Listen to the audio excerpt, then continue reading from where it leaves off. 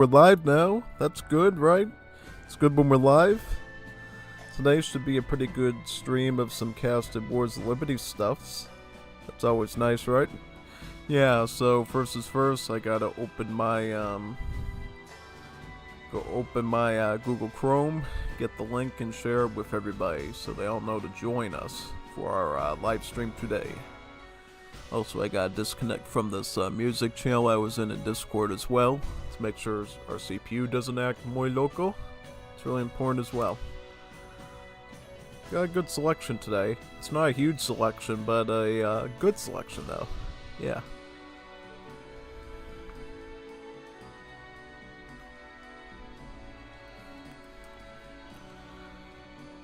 Somebody was asking me on my channel, will they put a Pirate Civilization in the actual Definitive Edition game? And I said, no idea, because I guess he was trying to play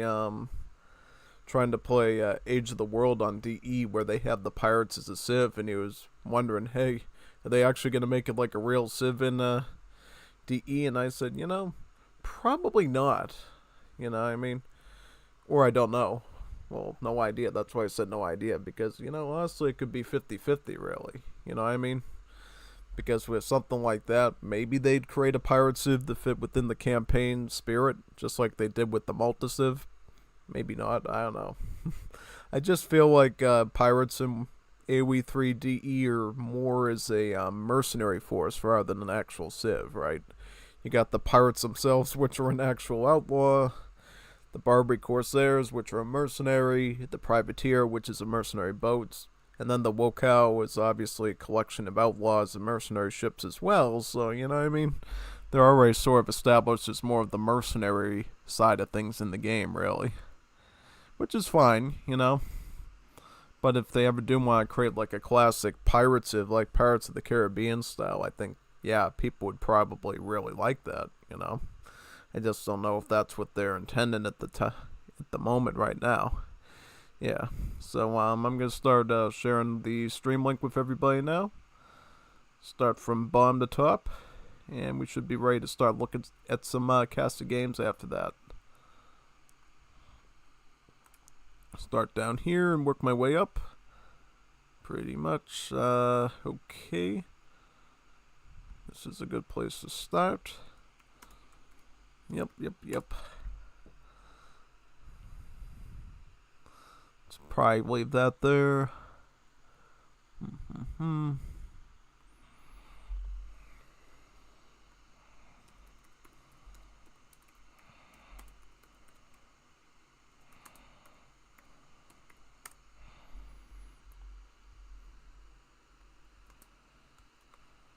Forgot to paste the URL. There we go. Alright. There we go. Bada bing, bada boom. And where do we go from there? The Wars of Liberty multiplayer server. Another very important one.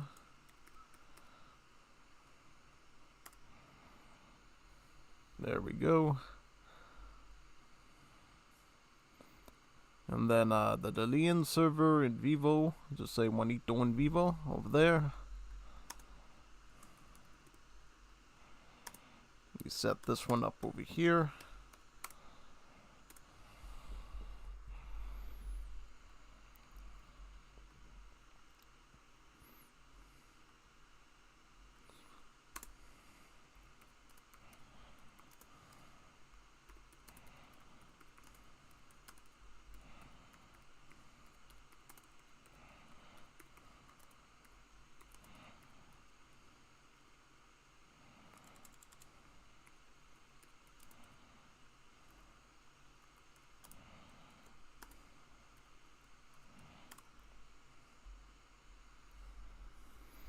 Yep, I let them know in the official Age of Empire server that we'll be having some Gostoso versus Kapi games today. Best out of 3. That might actually be the highlight of this whole stream, because they're just such a good, iconic set of players to go up against each other. Very evenly matched, very skilled at the game in terms of VSO performance. Not the DSO is going to be around much longer, but, when it was around, and it still will be for like a week or two, 2 weeks or so. Yeah, if you like ESO a lot, better get your games in now because that thing is going away. I think, what is it, October 30th? So you got like a little under 3 weeks, basically, to keep playing your games on the ESO Online and the Legacy game. You'll either have to go over to DE to keep doing Age of Empires 3, or you'll have to get Game Ranger, Hamachi, or Radman. Whatever works best for you. I think for most people, Game Ranger or Radman's probably going to be the best option, you know. If you're a Wars of Liberty player, we got a Radman server for that already, so you're already covered. If you're just looking to do Asian Dynasty stuff or Napoleonic era, something like that, maybe Game Ranger is going to be more of your thing unless you want to get together a community and create your own Radman server, which I would be happy to join too. So it really depends on what the players want to do with that whole situation, you know. Either way, I hope everyone gets to keep playing Legacy AoE3, because it is indeed a very good game, and one that Microsoft should have never stopped deciding to sell, basically, you know. They could have made a whole lot of money off of it, you know what I mean? And I mean a killing in terms of money, you know. Because Wars of Liberty's on Legacy. They got me, you know what would have been a great marketing tool for Microsoft?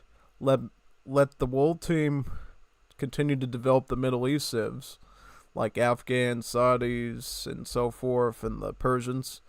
And then I would have probably done my civ previews on that, and imagine all the people who might have actually wanted to buy the Legacy game just to try those, you know.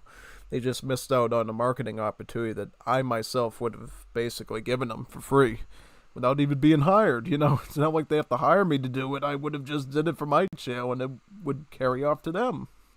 Just like how the Great War Age preview, the Great War Age previews got such good viewership compared to my other stuff, you know. I think we got, what, like 8,000 viewers for the Great War Age?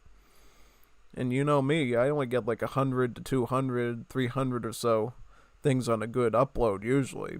So, when you know it's really good if it hits 8,000. And I think Middle East probably would have been in that ballpark or something around there, you know.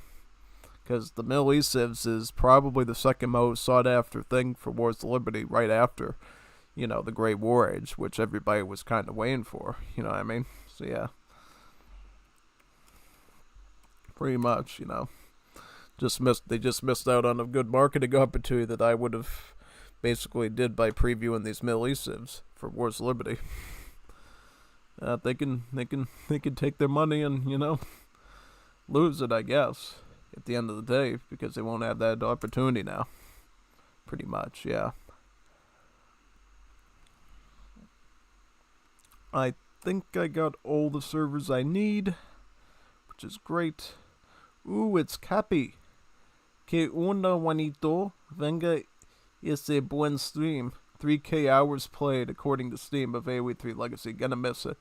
Well, you could keep playing it. You just have to do it, you know, on either Game Ranger or Radman. Yeah. I hope they don't do that silly thing that some of the other companies do where they uninstall the game off of your PC. If they do that, I think there's going to be an uproar. But as long as they let people keep playing it that already own it, you know what I mean, there's eventually going to be some method down the road where they'll continue to resell it to people that want to play Wars of Liberty and stuff. I think it'll probably be okay, you know. That's all it's going to take, I think, to keep things kosher with everybody, yeah.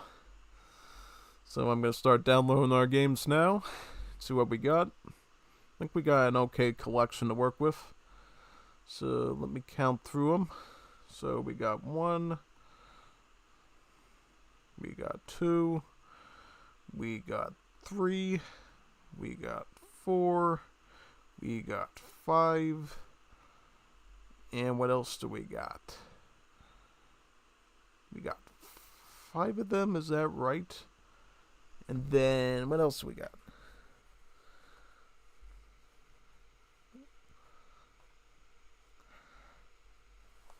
So we got about 5 of them, is that right?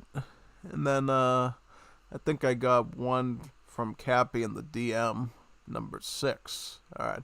And then there's gonna be some other ones I'm gonna do too that aren't part of a AOE3 recording file, but I'll be doing for you through my Windows Media Player as well. So I think in total we got about 9 games to do today, if I stand corrected. So definitely a lot smaller than last time, but these are going to be really good matches overall. Yeah. Let me just show the folder. Alright. So we got 1, 2, 3, 4, 5, 6. Pop those in there. Pop them into the toaster. The Unstoppable Stiletsy Record Game Toaster. And we should be ready to go. Yeah. Let's do that. Okay. So let's see what our you know what? Let's do the show match first. The Gostoso / Deuce Baal versus Kapi stuff. So I think it's Japan versus Belgium is going to be the first one, I think. Yeah. So let me find that one. It's JJJ, J for Japan, Japon, Japon. Or is it another name? Let me see. Yeah, it's Japon, Japan. So I have to search to the... Weird, I don't see it. Did I send it to the right place? That's weird. I should be seeing it here. Alright, do we see any of the other games by any chance? Let me check the ones in the opposite direction. Make sure those ones are in.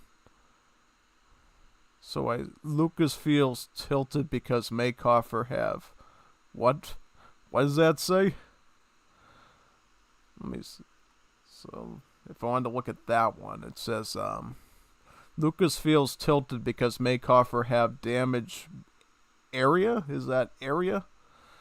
That's a weird name. Let me see if I see that one, though. I'll seek that one out. Yeah, that one shows up there. That one shows up. What about the one that's in the... Is it maybe because there's a space in the file? I don't know. Let me look at that.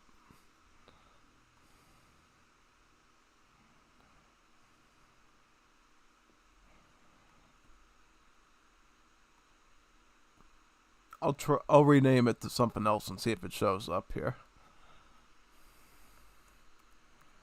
Kapi 1 or something. I don't know. Kapi 1. Kapi 1 might show up. Let's see.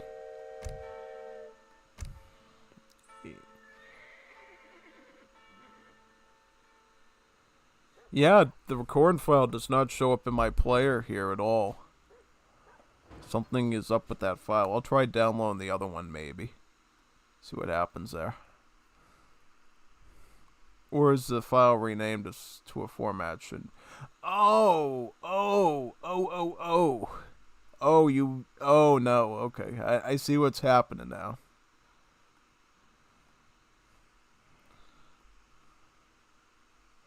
Now I see what happened. Alright, let me see.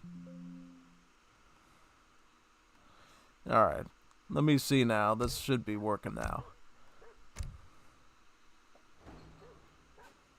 Here we go, I found it, alright. Failed to load. What about the other one?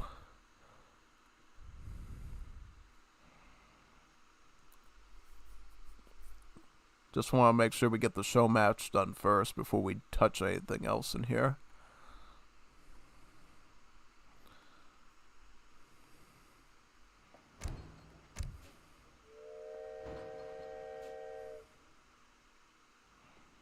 Alright, how about this one? This one loads up. Hopefully this one keeps going.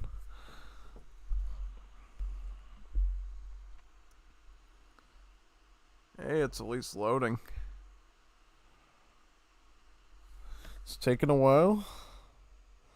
Maybe I have to restart AOE3 to get it going though, maybe. Hopefully not, but we'll see. Yeah, it looks like the game's crashing. Alright, let's restart it. If this one doesn't work for whatever reason, I'll move on to the other ones I did that I know they'll work in my media player.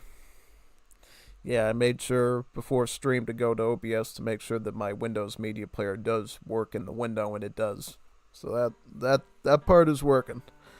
I'll be doing it without audio too, because I did a bunch of talking there, but I kind of muffled it wrong because I had the music too high without knowing it, and it kind of ruined the sound quality. Otherwise, I probably would have published that as a separate upload. But because I messed it up, you get to watch it during the stream, I guess. So let's see if we can get this working. I really want to see this one. This is the one between the two that I did not get to witness.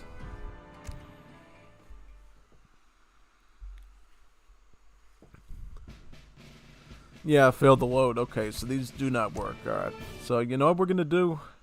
We are gonna watch the games I was able to get and I casted previously, but I will be talking over them again instead of using the muffled audio in there that's already there. And we'll be watching those ones right now. I got the window here, and all I have to do is press this little eyeball here, and here we go. Yes. Get this nice and big. Yep, the audio is off, right? So I don't have to move my fingers around at all because I already did all the scrolling and stuff, but we'll just follow along with this and skip over all the tidbits you don't need to see. I'm sitting inside the chat waiting for one of them to come. Alright, so this is the first game I saw. It was, let me see who, I think it was Kapi as the Ottomans and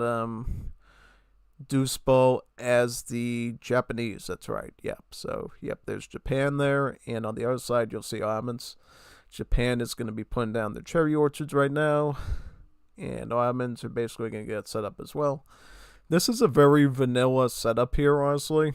This is something you could see pretty similar if you played the Asian Dynasties, honestly, because look, even the change units, the Shiguma are simply just the Ashigarus with red anime girl wigs on, basically.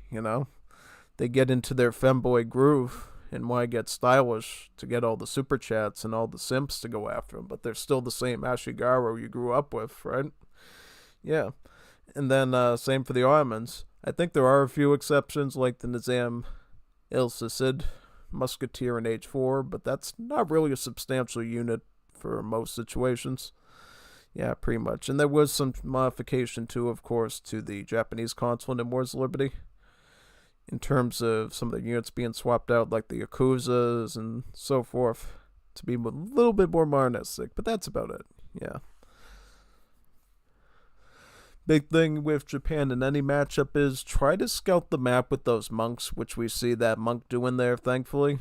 Also, as you see here, Ottomans are also taking the trade route, which is really important.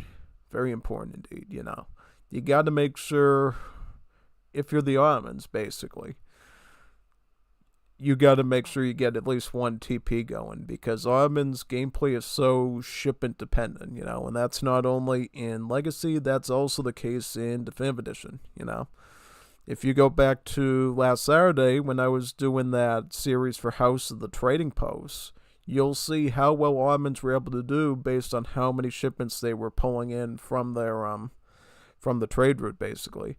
Trade route makes all the difference of how well you perform with the Ottomans in any sort of competitive scene, pretty much. Yeah. We also see Japan taking full advantage of their Treasure Guardian stun ability as well. The cool thing, of course, with Korea, Japan, and India in Wars of Liberty is, yes, you get 2 monks, which means you can stun 2 units together, basically, and take them out one by one, which looks like Gostoso was able to do, and use the smoke bomb as well to get back to the town center quick to start getting those close nearby shrines going.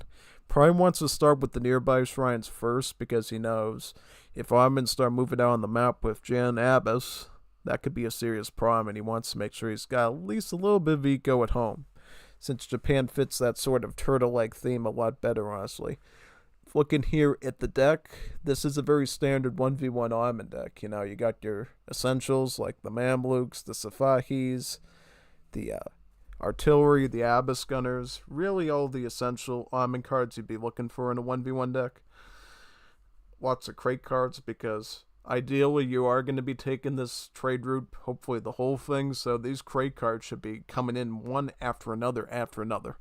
And yes, it's still worth it even without Silk Road, because just having all these crate options at your fingertips is just going to really help you out, not only in keeping up with aggression if you decide to get more Jans and Abyss, but just getting a decent age up timing too if you're not going for that direct FF as well. Basically, yeah. Yep, and then as we get back to here, these guys will be... Yep, Armin's grabbing another train post. Surprise, surprise, right? They can never get enough of those things, you know. It's really in your best interest to stop the Armins from getting TPs if possible, either by knocking out their Explorer or trying to cover some of those sockets yourself if you're a civ like Belgium who can do that a lot easier. Unfortunately, we couldn't see... Kap playing Belgium in that matchup. I heard that Gostoso actually beat him in that. So, as it stands right now in the show match, Gostoso would be winning 1-0 right now. And this would be game number 2, right? Gostoso does a really interesting thing. Instead of going with Toshugu Shrine or the Torii Gates, he actually starts out with Golden Pavilion to get better unit stats in the initial fights. That is not something we usually see. It's quite a unique thing to see at this level, you know what I mean? I might have seen some Juanitos Nuevos do it before, but I've never seen more advanced PR27 players like Deuce Baal actually utilizing an early Golden Pavilion like that. But it could be from a time in the old days, in the USOC days, when that was maybe something that was done, you know? There was a couple of years where I watched a lot of ESOC games competitively and got really into it, and sometimes I'd be doing stuff and wouldn't be able to catch up with them all. So maybe that was, you'll have to correct me on that, a build at some point. So Japan's deck. Japan's deck is also very standard for 1v1. Starts out with Heavenly Kami, basically, to get cheaper shrines and have the shrines just work a little bit better. Lots of unit shipments. Gostoso is a real fan of the Gensui Rush, otherwise known as the Daimyo. The one you get in H2 is called Siago Takamori, and Siago can not only receive any shipment he wants to himself, but he can also train infantry and cavalry from Japan as well. So your Shigumas, your Samurais, your Kies, your Gunto Riders, and your Yabasume as well, making him a really good aggressive piece in pulling a rush together. Armins are already going to start putting up a barracks, send up a bit of a defense. If I recollect, I think Armins kind of went for sort of a semi-FF here to meet up against Japan, because at this point, Kapi sort of knows that Gostoso likes to go for the strong H2 plays, and decides, you know what, instead of letting him cap on that, I'm just going to get to H3, ship some Falconets, and just shred him with that. And just have a few Janissaries here to stop him from fully sieging in. Now, this was a serious mistake by Gostoso. He let Siago Takamori go all the way into his base, which, surprise, surprise, actually lets his town center and outposts snipe him. And now he kind of lost the major centerpiece of his whole attack now, because now all these infantry are going to have normal stats now, or at least only being boosted by the Golden Pavilion. The Gensui there has a big part itself in boosting the stats of those infantry units to stand up a little bit more to the Armins, you know. The one thing that he can enjoy, though, is the fact that Armins in Wars of Liberty do not get Veteran or Guard upgrades. They instead have to wait till Imperial Age to get a large Imperial upgrade, amounting to, I think, about 85 to 90% unit stats. So yeah, technically you're playing the same level of units when you're in Age 2 and 3, with the exception of stronger shipments being the big thing, you know. In H3, you're still going to have to deal with Safahis, Mamelukes, artillery shipments, all that. So that's the huge difference in terms of defending against Ottomans, really. And of course, the larger economy, too. Because once you hit H3, you can have 3 town centers, which means 3 town centers queuing up free villagers for you. Since Ottomans, they have automatically training villagers. They don't have to manually do that at all. It's like a villager factory. Yeah. And at this point, because just lacking the numbers and the stats at this stage, basically what Kapi was able to do was he was able to go up as the marksman and get those 4 nice free Abiskars from the age up, and then just keep training out Jans. And then ships 2 Falks right in called foot artillery, pretty much. In Wars of Liberty, marksman politician is actually called the gunsmith as well, for good reference. But yep, just keep popping in the Janissaries. Janissaries in these infantry fights can do quite well, since they just have a lot of hit points, They might not be as great against Cav, but they're certainly good at combating other musketeer units, like Japan's got, because Japan's aren't necessarily as tanky, What makes the Japanese musketeer, the Shiguma, good, in addition to being a good simping tool for lonely men online, is, with the Red Wigs, is the fact that they move faster, right? They move with the speed of about 4.5 instead of the usual 4, which means they can chase you down easier, and they can also retreat better and do all sorts of funky kiting stuff, basically. Yeah. Yep, and the cans are going to closely follow behind the Jans here. Yep. We see here they're basically going to go in for a bit of a push towards the Japanese base now. And since this game was live, I was watching this live, you don't actually see the time bar at the bottom right. It's a total mystery meat of how long the match actually will be, which is pretty cool, It's a nice surprise, basically. We always like surprises, right? But good surprises, not bad surprises, like Microsoft discontinuing AoE3 Legacy. That wasn't a good surprise. I think it made the whole Wars of Liberty Discord probably start crying profusely. I know Kapi and Rommel and Fiero, they needed tissues for that, and they had to hug their little teddy bear and call up their mothers to get some cookies and brownies over there really quickly, because they couldn't handle having AoE3 Legacy be discontinued, basically. Yeah. But no, I think they handled it because at least they know what Radman and Game Ranger is, For all those that play strictly on AoE3 online, the ESO online, yeah, they're probably going to be crying and hugging their blankie and calling up mommy to get them cookies and brownies because they think it's going to be over for Legacy altogether without realizing what the other half's been doing for years on Game Ranger, It's kind of silly in that way, I just wonder what's going to happen to, like, the Risk community and the Arena community. I think, in a sense, it's going to be somewhat easier to organize games because, by the way, horrible Gunto counteroffensive there, barely even targeted one of those cans, got completely shredded. What can you do, basically, because he's just lacking the numbers there. Getting back to my point, basically, I think it's going to be easier to host like scenarios like Risk and Arena in Game Ranger because, people are going to be able to use the obnoxious bell sound of ding ding ding ding ding every time they want to do one, and I'm going to be hearing that all day probably, Altair there probably sound like 10 or 20 of those things going ding ding ding ding ding ding ding ding, even though we're in different time zones and I'm still at work that day. So yeah, that's going to be fun. But yeah, it's worth it though, because Risk and Arena are really fun scenarios to play in AoE 3, so definitely worth it. Buenas tardes, Juanito. Magical brownies. Yeah, exactly. Those are the ones that Lars eats, by the way, As you know, Lars loves his magical brownies, and how they have magical effects on them, too, so... when Legacy AoE 3 goes away, he will be eating his magical brownies made by his grandma with a very special recipe, with a very special type of butter. Yeah. We all know what that butter is, so.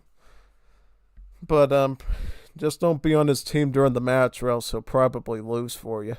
while he's under the influence of the brownies. So just watch out for that portion. Yeah. Pretty good clean sweep here by Kap, honestly.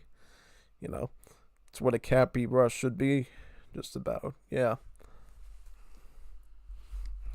big time. Oh, and here comes the Mamluks. Couldn't get any worse. Yeah, couldn't get any worse, man. Couldn't get any worse than that.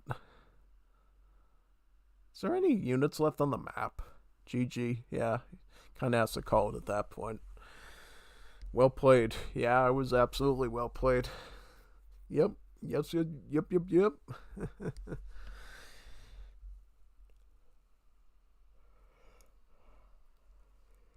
And they're gonna do another one after this. I guess I go over the post game here a bit and click through all this stuff.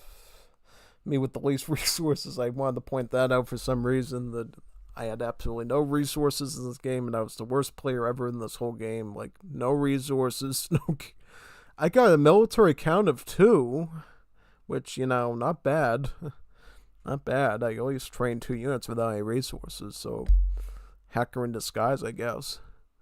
And I sort of went over some of the graphical stuff here just to show how Kap's army momentum was just really good overall, just about. So scroll through.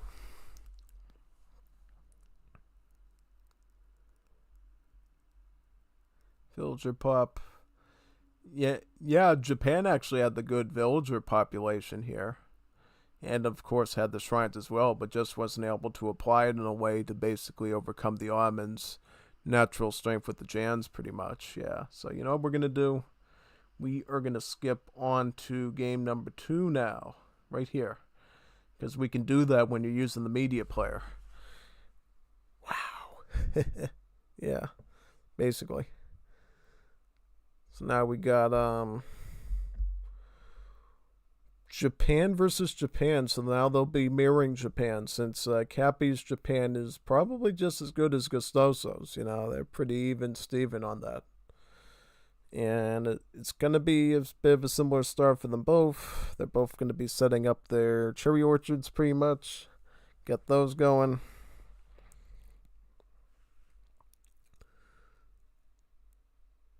And then let's see what happens from here. I remember this was a very tight fight. There was a lot of dueling back and forth here. This was a lot more lengthy of a battle than the previous game. Yeah.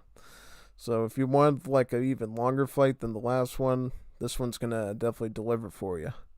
Because it really is a test to see which Japan is the best with their macro, the best with their micro, with the 4.5 speed anime girls with red wigs run around with muskets and katanas. Basically that, really. Yep, shrines are going to go up. And that was another part of this match, too. We will see, like, a lot of fighting for the shrines. Shrines being sieged left and right on both sides as well. Because, as you know, one of the best ways to hurt Japan is just to go after their shrines, Japan is naturally a turtle sieve, and the best thing you can do against that big Japanese turtle is just start poking at their shell, which their shell basically being their shrines. Their shrine shells. Yeah. Shrine shell. Say that 10 times. Shrine shell, shrine shell, shrine. Yeah. Can barely even do it. But it works. Kap rolling it back around with his cherry orchard there and gonna start setting up cherry orchard number 3 and its wide, vast stockpiles of komita. Yep. I think they have a different philosophy in their decks, but I think it's mostly the same. They like Heavenly Kami, they like a lot of the same unit shipments. Gostoso just happens to put more unit shipments in his in age too, and actually the other ages as well.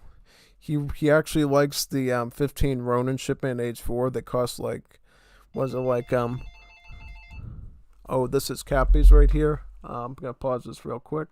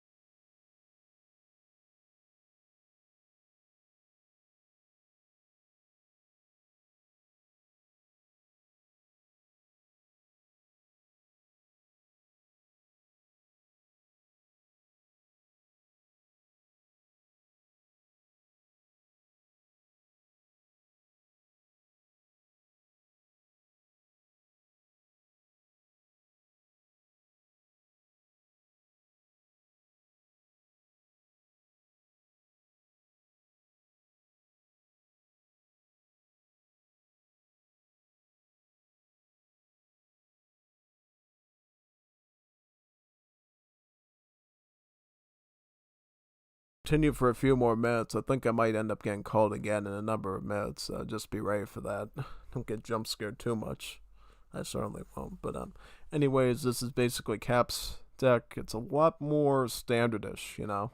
Whereas the Gostoso one, a lot more unit shipments, you know. You got the natives. You even get that pricey Ronin shipment Age 4, like I said before. It's very expensive. It's like more. It costs more coin than it does to reach Imperial Age. It's like 4.5k. But I guess if you can somehow manage shipping it with the really good coin eco with the shrines and the rice patties, might be good in the late game. Well, hey, it's adding in 15 samurai on top of your normal unit stack. I think that's pretty good. Pretty much, yeah. Then the Soai natives are also pretty good too, since they don't cost any pop and you can just pop them in with your regular army. All depends on how you use it, of course, though. Yeah. He's got the samurai speed card for some reason, though. I don't know why he has that in his deck. He must like samurai usage or something, so that's already calling, so 1 second.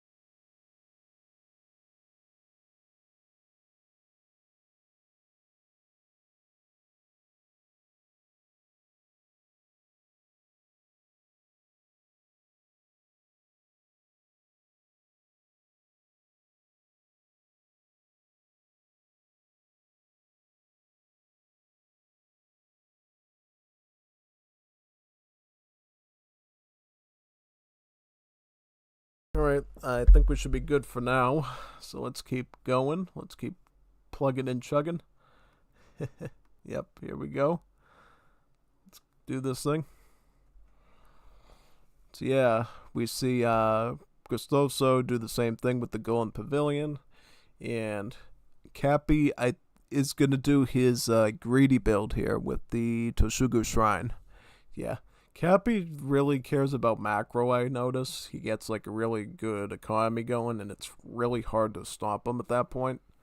That's why he's able to afford those really big masses of stuff, usually, you know. He doesn't go for the hardcore all-in rush with Japan, which I think saves him a lot of trouble and gives him more flexibility against opponents like Gostoso to keep fighting, pretty much. Yeah. In general, I think it generally helps if you can afford to be greedy with the Toshugu, because it not only makes the Toshugu better in the gather rate, but also all the other shrines as well, leading to a much better trickle on the resource that you need throughout the match. I think it's going to be really interesting once we see the actual infantry fighting start to take place here. Yep, it looks like that wonder is almost done on both sides. A lot of builders on, well, not a lot of builders. I mean, four villagers on Wonder is normally what it should be, I think, in terms of both Legacy and Definitive Edition. Yeah, I always build my agri forts and my summer palaces with China and India with 4 villagers because it's to me is about the amount of age up time that I want typically in most matches. But you might be different. You might want to just do an earlier slow age up, and you can do it with like 1 vill or even no vills. Since, surprise, surprise, the wonder will build itself even without any villagers building it, too. So if you want to do that, be it at a slower rate, you can. I found it interesting here how Gostoso basically split up a lot of his army here into different little groups, pretty much. And I think he was just doing a lot of hunting for shrines that he could potentially snipe here. Because in general, sniping shrines is a great thing to do as Japan, you know. You basically get rid of your opponent's economy and you get to put your own shrines up in that spot yourself. Especially the ones that are closer to your base like this one is to Gostoso. Yeah, pretty much, yeah. And also, of course, in the short term, you get a nice XP bounty from taking out a building of your opponent. So you get that little perk as well, which can go towards another shipment of infantry. Especially since Gustoso likes going with the Siago Takamori Gensui rush all the time. You know, just getting the most value out of that Gensui on the front lines. Yep, shipped the Shigumas right into himself, and now those will start to take out the shrine together. And I think here he trains another batch of them, and then he'll ship another batch too relatively quickly to himself, as you'll see here. Nothing really bad with going with full Shiguma, you know. Not only are they good against cavalry, not only do they have a fast movement speed compared to the normal musketeer, but again, they're wearing red wigs, you know. They can put them on camera during your live stream, and they will generate a lot of super chats with the overweight American simp kids with lots of day from mommy and daddy's credit card. So yeah, because they don't have a real woman, they'll treat that as their woman and simp on it like super crazy and send lots and lots of super chats. You know, big supers, like $50 supers and $100 supers and so forth. Yeah. Here comes the Kapi Kies to basically. Again, seems to be a constant theme issue with Gostoso. He likes to use the Gensui and the Daimyo a lot, but he puts him too much on the front lines. He should not be the ones doing the siege work. It should be your infantry, you know. He should be hanging out in the back, staying away from the opponent, you know. Why does Varengo's Japan, for instance, be so obnoxious in the competitive games? It's because Varengo knows, keep the Daimyo in the back, and as soon as trouble comes, just run him out of there within a second, you know what I mean? To basically retain what's given him the front line attack, because once you lose Gensui or Daimyo, based on the game it is, you lose all your forward attacking advantage unless you want to get a Vil into the front of the base and start putting down barracks and stables yourself, you know? And then you lose those extra stats that the Daimyo puts on those nearby units as well. Basically giving your enemy an automatic stats advantage in that engagement by default. Because look at this. Kapi knows what to do. He just targets the Gensui. Yeah, he finished the Q, but, you know, I think that was just bad timing because he really wanted to get that cab out. But here he's got to do a lot of damage. He's got to get those guntos right on top of those skirmishers, you know. These are basically the same stats as the Nagi pretty much in Legacy. So yeah, their strength is literally doing multiplier damage to units classified as skirmishers and archers. About 1.5 multiplier. So they can do fairly well, you know what I mean? They can do fairly well against them pretty much. Yeah, quite good. So yeah, definitely got that thing going for him. There. I'll just pause one more time, I think.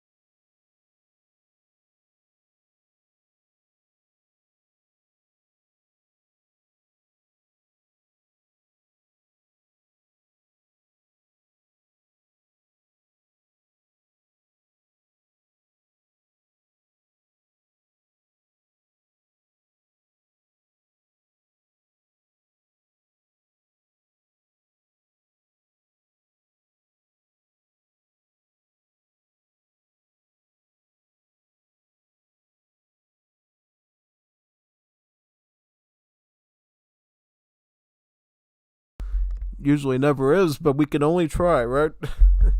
Yeah. Anyways, this is a pretty good match so far, and it's just demonstrating how good Kapi is at like kiting his opponents here. He's really doing a good job at basically putting good distance between himself and the attacking army, because what Kapi is doing with his kiting is he's making sure that 8 or so units are targeting just one unit, only has one of the enemy units in his range, so they can single out that one unit without dealing with the attack consequence of all the other units in that army, basically.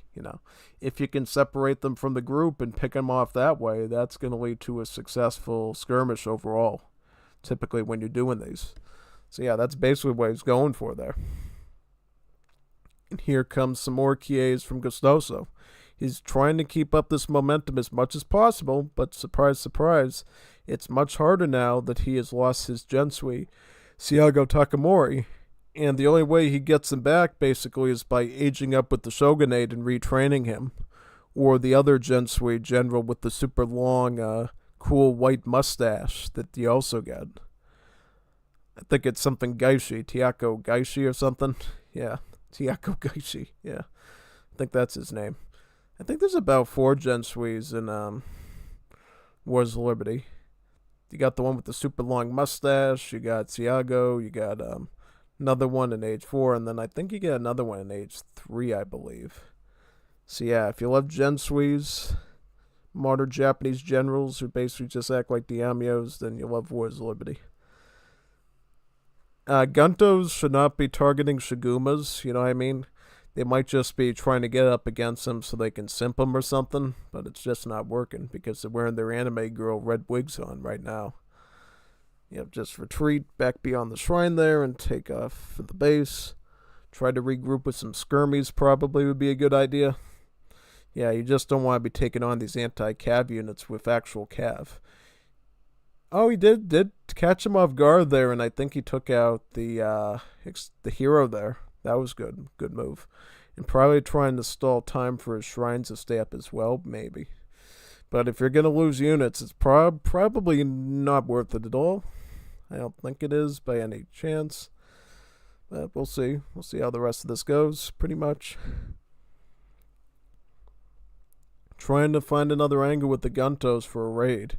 But unfortunately, he's getting way too close for comfort there, you know what I mean? Like, he's got to do a bit more sneaky work there. It is hard, though, because, it's literally a Japan mirror, so there's, like, shrines all over the place. There's millions and millions of shrines, basically. It's like the holiest place on earth, Forget the Holy Land, forget Jerusalem, Basically, the Hudson Bay is now the new Holy Land just because of how many Japanese shrines full of animals are all over the place, Pretty much. The Guntos hopefully will connect. Yep, they will connect with those skirms, and they should be able to take that group out because there's just such a small, minute number of them there. That'll be one minor win for Gostoso, I think, in that situation. Trying to do his best to get as much devastation as possible. Kapi seems content, though, with just taking out Gostoso's shrines and grabbing more map control with it, because as soon as those shrines go down, Kapi can just as easily put some up over there. It's about mid-map, right around the trade route. It would not be a huge risk, I think, to Kapi to actually start sticking shrines in that area. It's a pretty good steal compared to most things, I think, in that case. And then on that side, yep, couple of skirms, but I don't know what else he's doing, basically. Not too sure what his plans are there. Builds another shrine. Yeah, I am worried about that big anime red wig army there that Kapi's pushing forward. Oh, here comes the real anime girls here, the Anabushis. These are some real anime girls right there with some Nagis.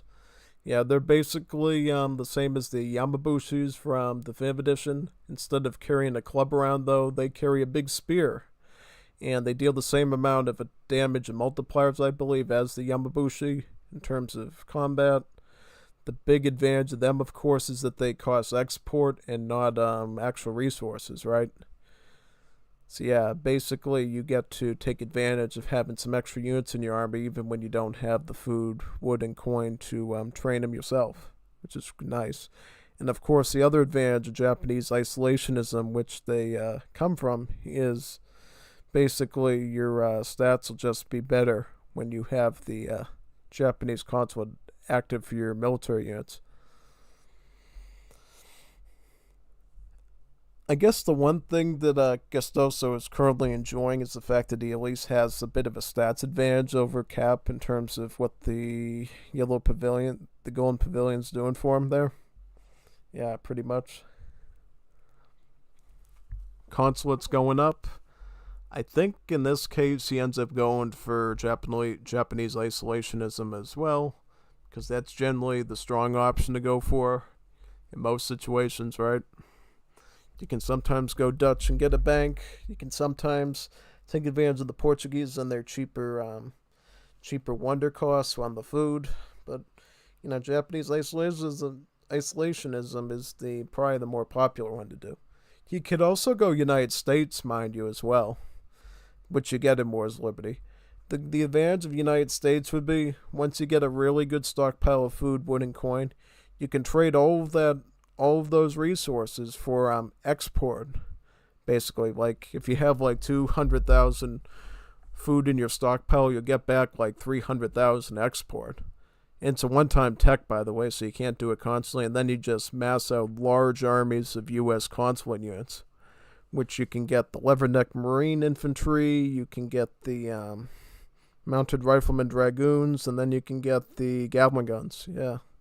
And then their large army in Imperial Age includes the Confederate Cavalry Corps as well, which is a really beefy assault unit, I think with even more HP than the Mamluk, perhaps. Also, without being a mercenary as well, to boot, so spies will not be giving them any trouble either. So yeah, basically at this point, Gustoso is now an age behind. Still going to try anyways, though, and try to make an angle here. He is enjoying a unit size number here. He's got a number of his own Kies, and he's got a big mass of the Shigumas, With their big giant anime girl wigs, they're going to have those Kies simping for him real soon and not engaging with them. See that? They didn't want to kill their Oshi there, so they just retreat and let him take out the shrines. Good anime girl wigs does bode well in warfare, I guess, and lets you get away with a lot of sieges, I suppose, in raiding.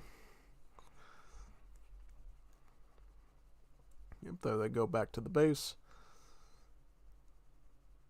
I think the lines of whose shrines to where now is a bit more well defined now, because before it seemed like they red had some over on the left, some had over the right, some up, some down, so it was kind of a mixed up situation there. Yeah.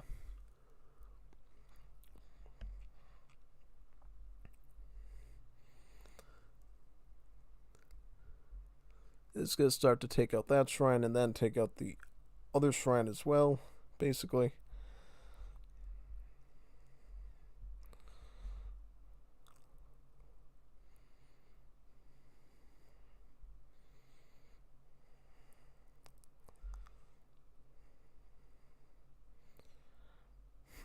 Okay.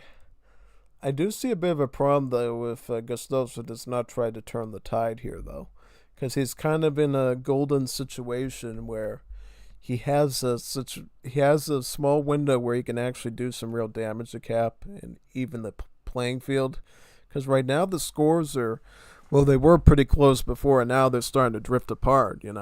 Cap is going towards 200. Gustoso was, really behind around 170. So once that gap really gets big, I think Kapi just gets an automatic win out there. If Gustoso does not come to the occasion in this case, All he can do, though, at this point is probably just mass up stuff, Because now Kapi has the Golden Pavilion himself and those same stats advantages. And he's got the veteran upgrades as well on both the Kie and the Shiguma. Gustoso also has some Gunter riders too, so he does have the ability to single out the skirms as well if he's very careful with this micro.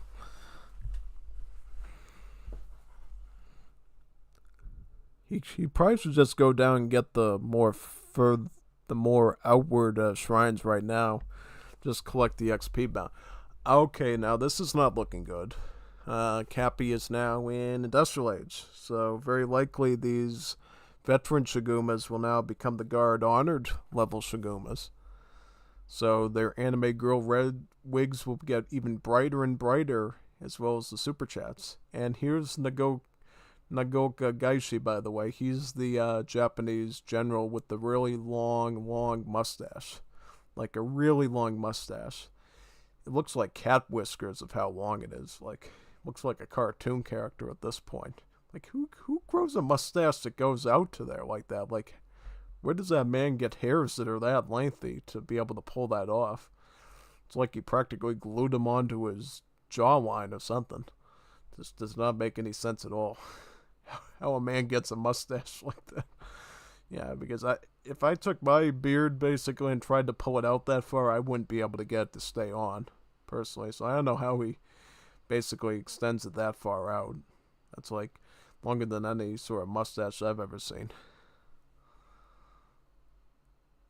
Yep, Shiguma's basically defending well against the Guntos, and then once the Guntos are gone, now the artillery have a field day against the infantry, And this puts Gostoso in a inevitable spot now, because basically the Gensui that Kapi has can ship in his anti-infantry artillery, which he's sent a group of there, and he can ship in his Maritaros as well, which are the siege artillery that's good against villains and ships. Which means, really, not only is the army of Japan Gostoso done for, but also the buildings. The buildings will be sieged down very quickly now, including even the town center. At this point, doesn't have much he can do other than trying to run around and do some raiding with the Sue natives. But they'll run into the Onibushi.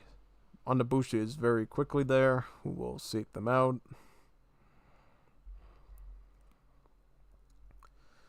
Yeah, see, the Onibushis are going to go in for the attack, especially with him idling with the siege and not removing them to counterattack. He's giving them some free hits there by just, shrine is down. Does he try to take out the... I don't know. No, he's just going to let the Onibushis just keep attacking him, which I find pretty interesting there.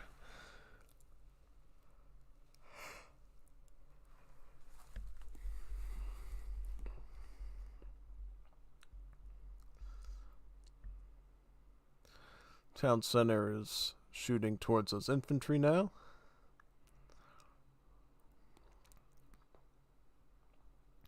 So try to do as much range attack as possible against those infantry there. Unfortunately, though, Kapi has not only the upgrade advantage, but also the artillery advantage, since he can actually ship artillery right into his general there. Now they will take an attack on the Gulen Pavilion that will drain away some of Gostoso's remaining military stats. And now the town center is going to be prime target number 1 now. We'll see in a second that the Maritaros are going to probably be coming in on Kapi's side, and once they do, I think it's an easy win at that point. What's that thing down there near the trees? Is that like Cavi? Is that Infi? Yep. Oh, those are the Onibushi. So again, more siege to the mix. Shipping 3 samurai. Way too late for samurai. I mean, samurai aren't even gonna get one hit in. That's like a joke of a unit here. And there's the Maritaros. They should really change them to the Shigumas, with their little anime girl wigs. Why did they look like old school Ashigaru musketeers with that? I don't know. I think actually, if I recall, at least on the old Septivolia design, I thought they wanted to bring back the Ashigaru to Wars of Liberty as like an early musketeer, and then later on it would be replaced with the more modern one, basically. As well as with a bunch of other units like the samurai and so forth. At least that's what I recall.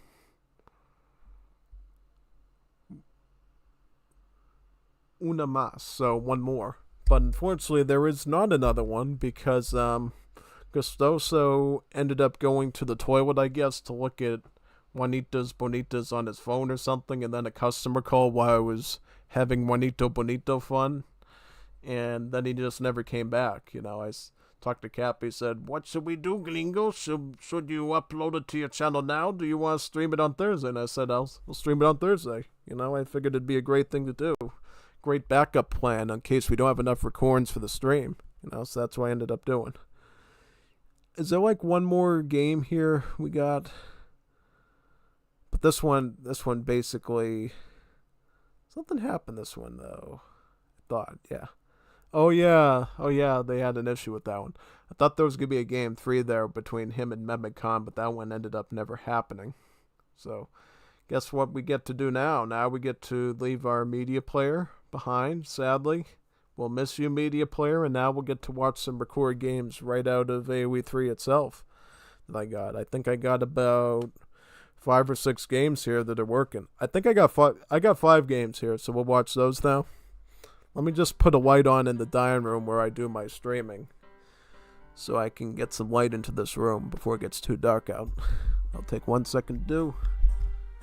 You can listen to the nice Wars of Liberty music while I do that.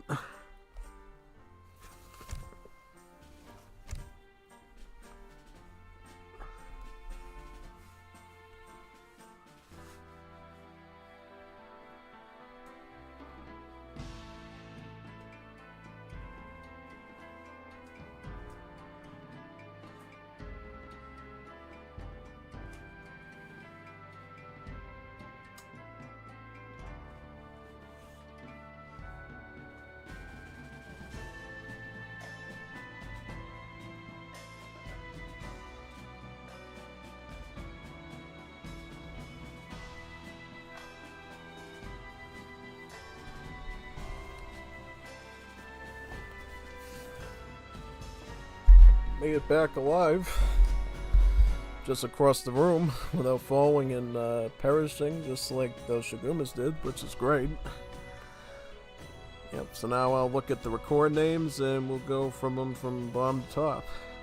So, first one is that one that says Lucas feels tilted because Maycoffer had damage AR or something. I don't know what that is. Let me check save game. Where did that thing go? Should be under L, right? L for Lucas Juanito?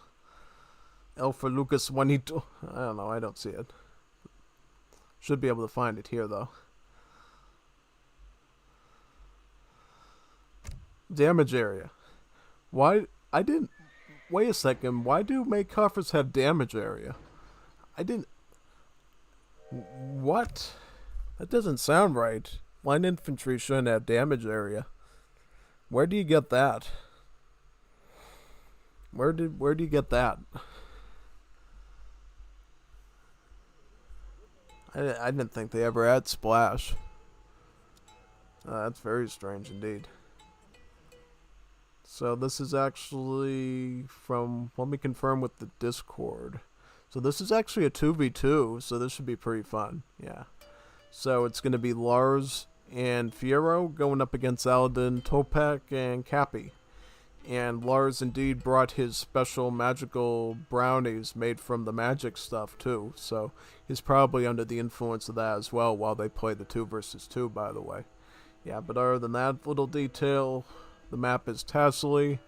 This is a map that's really fun on both Legacy and in Definitive Edition. The Definitive Edition one actually has natives on here, like actual Berber natives, but this one sadly does not have that because the Wars of Liberty team, for whatever reason, are taking like 5 to 10 years to add African natives to the game. You know, D did it within like a year or something, right? Like a year or two. These guys, it's taken them more than a decade to do it, you know what I mean? I just don't know why that's the case, but whatever. Let's just get started here. Yeah, the biggest thing you need to know about this map is basically you got like 2 parallel trade routes, one over here, and then the middle of the map is filled with these little oases, basically. Oases. Yeah, that's the proper English. in sort of the same fashion as you see the Oasis map on Age of Mythology, those ones are much more circular, like actual circles. These things are all sorts of weird shapes. Like this one looks like somebody's leg with a foot sticking out of it. This one looks like, I don't know, like an oval. This one looks like a squirrel with no legs or something, and this one looks like, I don't know, like a worm or a bug or something, like a grasshopper or something. I don't know. Can't really describe them too well. Yeah, so who are the teams here? So we got Canada and the United States teaming up together against Germany and Colombia, Gran Colombia. So a Juanito Bonito civilization. We don't see a lot of those these days, surprisingly. So we'll give them a lot of attention here. Yeah. Basically, Gran Colombia is like a really, really fun Latin American civ because they don't follow like the normal trajectory that the other ones do exactly. Because you get to make some pretty big decisions on how you want to build your roster as Gran Colombia. You can either choose to be more focused on your native units or foreign units, right? Because, see, for your first age up, you have to pick one of the 4 nations that Gran Colombia encompasses. That being Colombia, Venezuela, Panama, and Ecuador, basically. And after that, you can either age up as another one of the member states of Gran Colombia for your other age ups, or you can choose to go with some sort of an immigrant then. Yeah, you basically get to pick and choose which ones you want to go with, right? And the benefit of going with immigrants is obviously you'll have another immigrant colony that you can call your own and utilize, as well as their technologies. Or if you go with solely member states, you'll get more ultimate units, right? Because every one of these mini states within Gran Colombia has their own ultimate unit, right? For Panama, it's the Canal Police, which is like a dismounted dragoon. Venezuela has heavy cavalry with multiplayers against heavy infantry. Ecuador has horse grenadiers that use the lance and melee. And then Colombia itself, or Nueva Granada, basically has a really strong heavy infantry that instead of multipliers just has really strong range attack and HP stats, pretty much. And melee stats, too. So yeah, you can either get all of those or you can get some of them and then an immigrant. So you get a lot of picking and choosing with this civ. And what deck are they going for, by the way, here? They have Advanced Plantation. What game is this? Is this kindergarten? Why is this here? Get that out of here, man. Get that out of here. What is this doing here? Oh, no. Why do you have Advanced Plantation? Really? You can't manage your wood any better, lad? Really? I mean, I don't think they get 1k wood, but still. Why would you run Advanced Plantation in any deck? You literally just get another support card here for some of your ultimate units. He's got the one for the Canal Police and the one for the Ganadero de Tarquís. He could have gone the one for the Rampelleñas from Venezuela or the Independentistas of Colombia. But instead, he just chose to get cheaper coin gathering builds. This card here, Admiral Campaign, gives you another Explorer, allows you to have an extra Explorer. Duh, it gives you a second Explorer, so yes, you're going to have an extra one, and now Explorers have an increased XP bounty from nearby fallen enemies. So maybe a good way to generate better shipments that way. And as with all Latin American civs, Gran Colombia does get a lot of infinite unit shipping options. So in H3 you see the Voltajeros, which is their unique skirmisher. You got the Yanettes here and the Llaneros. Llaneros are basically like the Lancero, but a more Yuan-like approach to it. So they have less HP, but they have more damage output, basically. Yeah. And then for the rest of this here, we see a lot of upgrade cards. We got the Chacharlos here, which basically gives your Musketeer unit, the Conscripto, a charge attack on its bayonet, basically, so it deals more anti-cav, and a charge attack that recharges, I think, every 60 seconds or something. And then similar case for the Llaneros. The Santaros de País gives that same charge attack concept to the Llaneros melee attack as well. A lot like the Costelier in for the Burgundians in AoE 2. Just so you know what that concept is from. And then you got Grito de Independista. This gives you access to the Presidential Palace, where you actually get to train all those ultimate units, basically. So if you go with, like, Canal Police and the Granaderos de Turquía, you'll actually be able to make some of those from that building, as well as get some decent upgrades on your heroes as well. So that's good.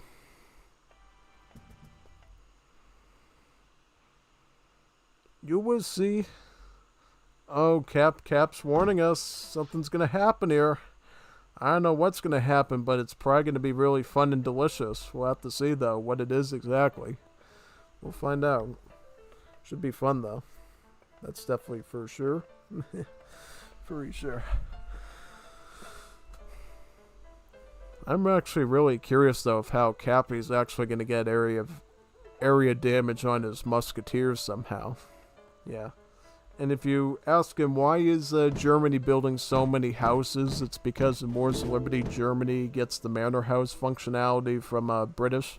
So as you can see, you have a house, and a villager comes out of it. So yeah, houses give birth to villagers, which totally upsets every biological order of nature in our science books, right? Houses should not be given birth to fleshy humans. It just does not make any sense, but it somehow works in Age of Empires 3 world. I don't know how it works, but it works. Yeah. Don't ask your biology professor, but in AoE 3 it just works. Yeah. Colombia's going up with the Panamanian investor now as their Age 3 politician. This is basically telling me that it looks like, at least for the first 2 ages, Aladdin is going with probably Ecuador and Panama, basically. So they can go with more of the Canal Police and the Granadero de Turquía, basically. An assault unit and a maneuver unit. What are the opponents going for, though? So, Canada, let's look at Canadians' deck. Hopefully Canada has a lot of team cards here. Yes, this is a very good Canada deck. Canada is supposed to play as a team player with their home city. They get a lot of team cards. They get Team Exotic Hardwoods, Team Rum Distillery, they get Team Active Union, which is basically like medicine, the medicine card basically for the whole team. Red River Rebellion gives everybody 4 skirmishers in Age 2 that you normally can only get in Age 3 as Canada, so that's very strong. Dynamite mining basically helps everybody on the team with their mining rate, as well as their villagers' ability to siege buildings. Gives them a multiplier of 2 against buildings, which is quite good. And then some team gathering cards here, like Squash Plantation, Society of Jesus allows your churches to trickle more XP. And then Great Upheaval basically allows you to have more town centers, right? If you have regular town centers, the build limit will be +2. If it's like more of a wacky town center like a Pa or a Presidio or a town center caravan, then the build limit increase will only be by like 1, pretty much. Yeah. And then we also see German Mercenary Army here, which is basically a group of just immigrant Germans.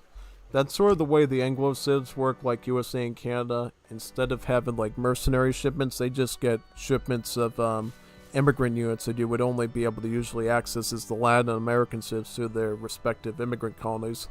Giving the Anglos a bit of a more different shipping experience, since instead of having a few units with a lot of stats, those immigrant units would just be a larger volume of them. But they do actually still shadow tech with each age up, which is a really nice side feature, even for the United States, Canada, and Australia, who can't actually train them normally. Yeah. Doing double racks is Germany, so they're going to be doing a lot of line infantry, it looks like. And what does the USA deck look like for Fiero? Just curious. So it's called Yep, US, literally pronounced properly with the two dots. We see a lot of upgrade cards, some eco cards. We do have Frontier Defenses, though. And the American Dream. We see the Statue of Liberty. It always seems to come out black for whatever reason. Though it should be green. The torch, for some reason, always comes out the right color, but the rest of the model is always dark. I don't know why. It's very strange.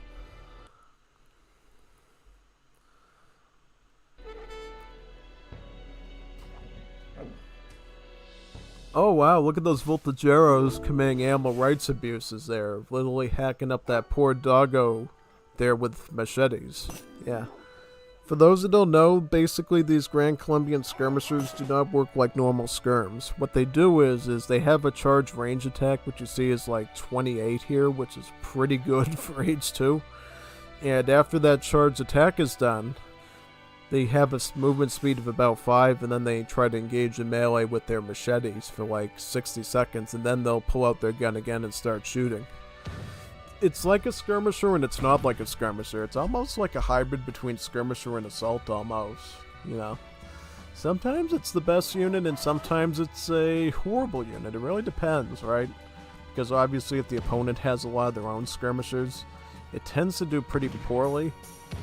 But if they're attacking with a lot of musketeer units, Voltageros can actually do a lot of harm to them with not only their stronger range attack, be it a little bit shorter, but then their machete attack deals pretty good damage too.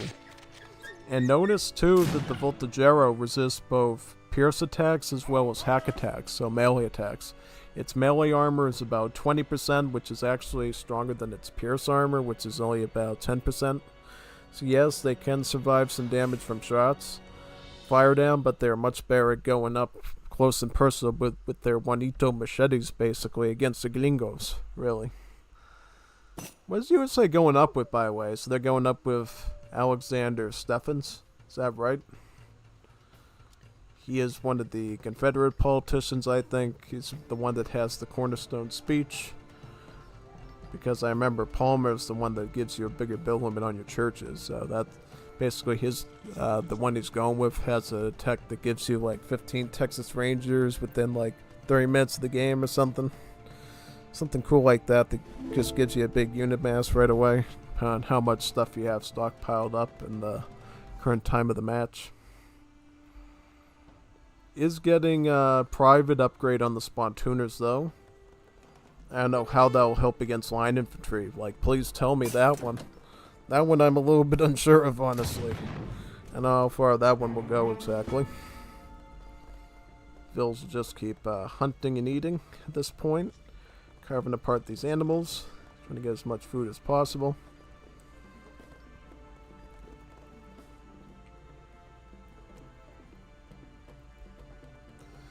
Oh wow, look at this assault here with Louisiana Tigers and Metis Rebels from the team card.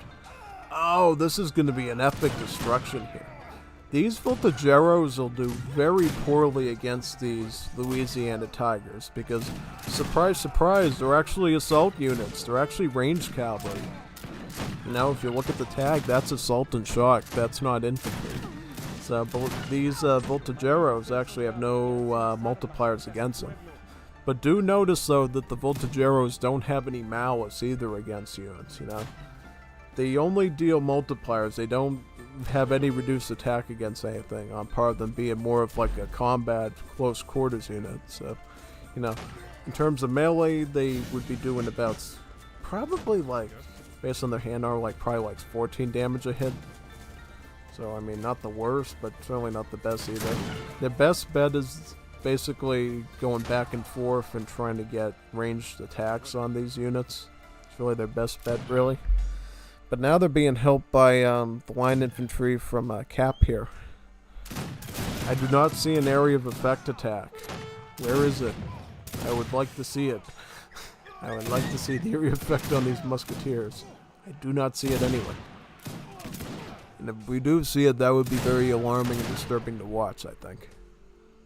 Have your kids cover their eyes, basically. It would be like a horror movie to see German musketeers with, like, splash attack.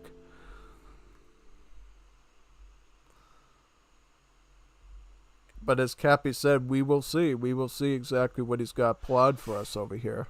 We'll have to wait and see what it is exactly. Should be spicy though. I think it will be. I'm not down him at all in that regard.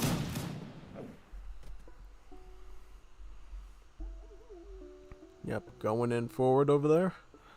Just about.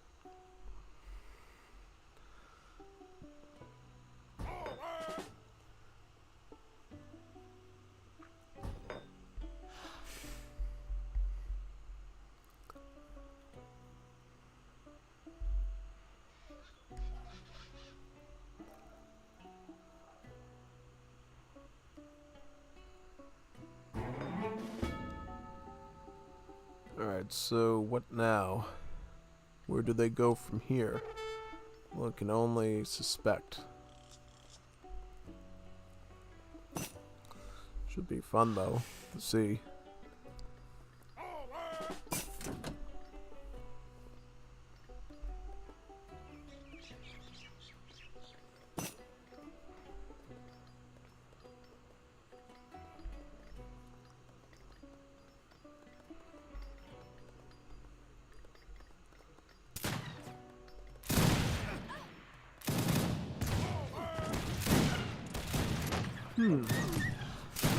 Alright, so it looks like they're a bit outmatched here on the defensive, which could pose some issues. But Louisiana Tigers is probably going to do fairly okay here as long as he keeps backing up.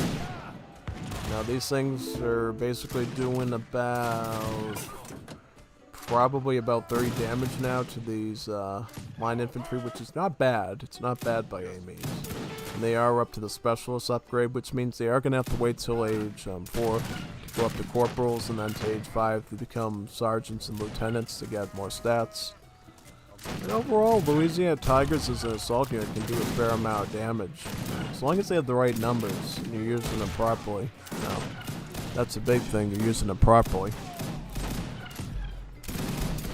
Like right now, they should be singling out those Voltageros since they're the soft target. You know what I mean?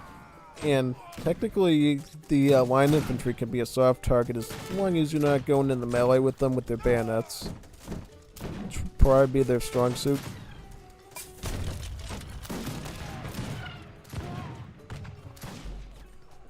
Where's the Minutemen? So the Minutemen are here trying to clean up the Voltageros, but here comes the line infantry though.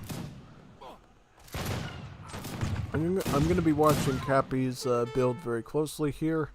He is going for sustainable agriculture right now, so he feels very confident in his push here to be able to go for those greedy sort of economic cards.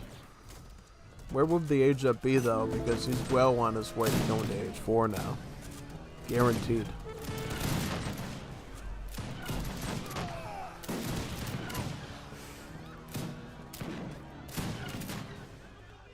Oh wow, the big batch of Minutemen from Fiero there. That's gonna take out some line infantry if he's not careful. He's already took out about 2 of them. Probably gonna get another one there.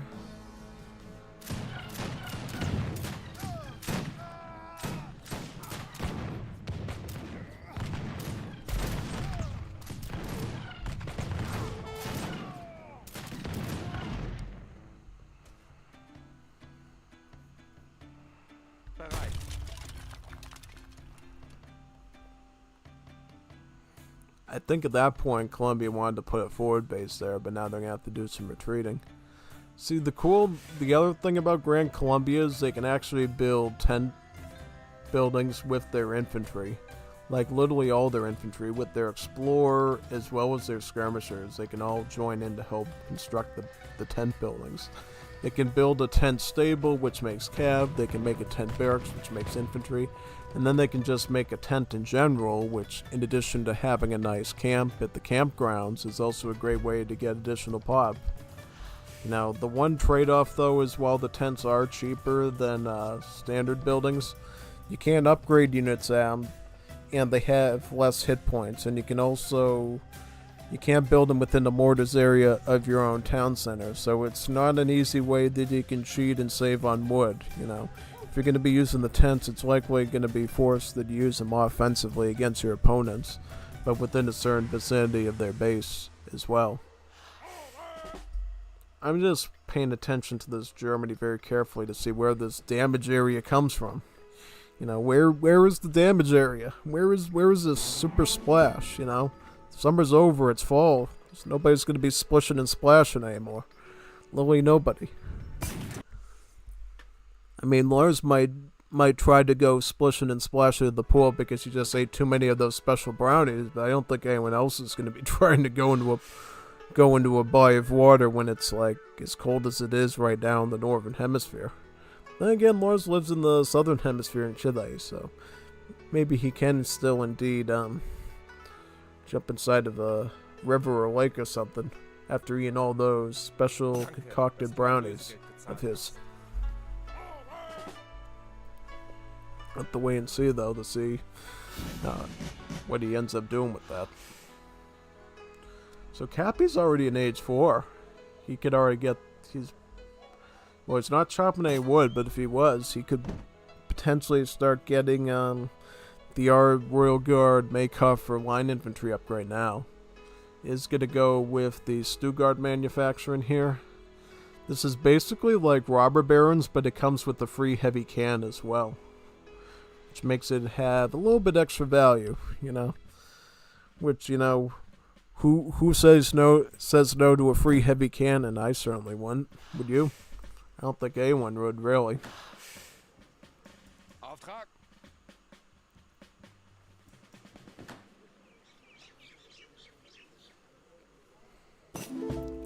Hallo? And where does it go from here? He will put it right down here. Alright.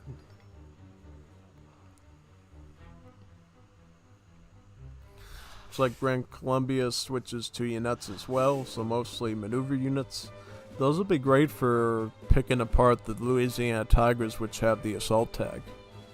Yeah, you can see from like this little like explosion looking icon here, this basically means assault. So basically good against heavy cavalry as well as dismounted heavy cavalry like the Louisiana Tigers of the Confederacy as well. Pretty much. And here's the Maykoffers. Wonderful German line infantry with the Pickelhaube helmets on. Still, I don't see the area damage.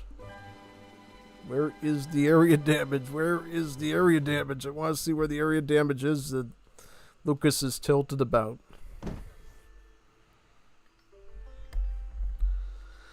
We'll have to only assume that it's in Lucas Fierro's own imagination, maybe.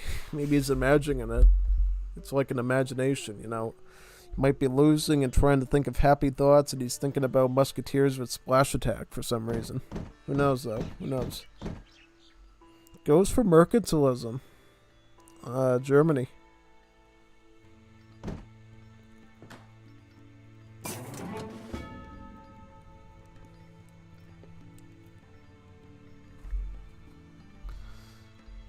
Again, the wood upgrade at the factory. Starts getting factory number 2, and then we'll start to get the needle gun card. Basically, what this needle gun card basically does is it gives the line infantry, aka your musketeers, a better rate of fire, so they actually shoot faster. And they'll generally, after that point on, will actually outperform against most other enemy musketeer style units, one-on-one. Typically, giving him a pretty good advantage there. The thing was that Fierro was upset with Lars. He was flaming him. So when I sieged his walls, he was tilted and musketeers magically got area damage. Oh, so Fierro was using his imagination to cope with why he was losing then. Okay. So the Pueblo Juanito was upset. Muy triste. Yeah. 33% faster. Yeah, that is a good improvement, though. 33% faster shooting muskets. That's pretty good, you know. Well, certainly when going up against other muskets, they're good to beat them in most fights. And then even against other stuff, that means more and more range attacks where it really counts. Like when you're trying to take out a weakened cannon, or maybe even a few assault units. Who knows? It's a generally good improvement overall. usually don't see anything that deals with rate of fire unless we're looking at stuff like the Coliseum Budokai in DE3 that I did a number of days ago, and I just published one this morning. Yeah, that one I was doing the Iconocobias and the Colonial Looters. Since that scenario, it basically randomizes your units. You don't have specific civs, which is pretty neat. I kind of like playing the Budokai way in Coliseum instead of the traditional way of picking your civ, you know? That way you can get a mixture of different outlaws and stuff from AoE 3 together.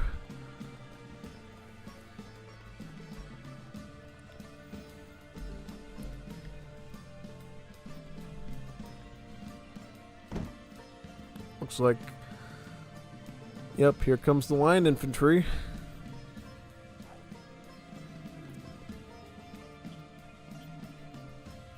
Maybe Fiora was just angry because Lars was trying to share some of his special brownies with him and he rejected him for it. And then Lars, being the Juanito Especial that he is, got super sad about it. Like, why would my Juanito not want my brownies with special green leaves in them? I don't know. No conozco. All my Juanitos want me brownies with green leaves in them. Exactly. Well, I probably wouldn't have them just so I could focus on my streaming, but for Lars, good for you that you like special brownies, you know. They are indeed very special brownies that induce very special ideas, like on how to defend your base pretty much, right? I mean, the Maz Rebels is honestly a pretty not a very special idea at all, and it's actually quite good. You know, these Maz Rebels are actually quite cost efficient to get, because they actually don't cost coin, they cost wood. So even if you don't have any mines nearby, you can still mass these things out, and they actually get about 40% pierce armor, which is far higher than the average skirm. Only some very strong skirmishers like the mercenary Jaegers in the Legacy game actually get 40% pierce armor. And at this point we see Fiora going with a large mass of Louisiana Tigers, but unfortunately Aladin Topak paid really good attention to that, and he actually has units here to deal multipliers against him. Between that and being offered the special brownies by Lars must have made Fiora super fumed and tilted this whole entire game. Just about.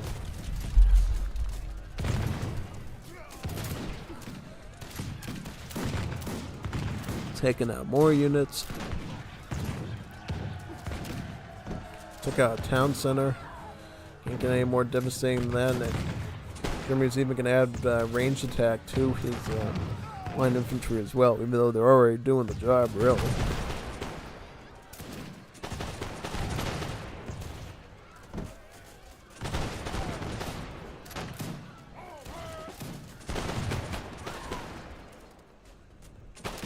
Factory completely destroyed.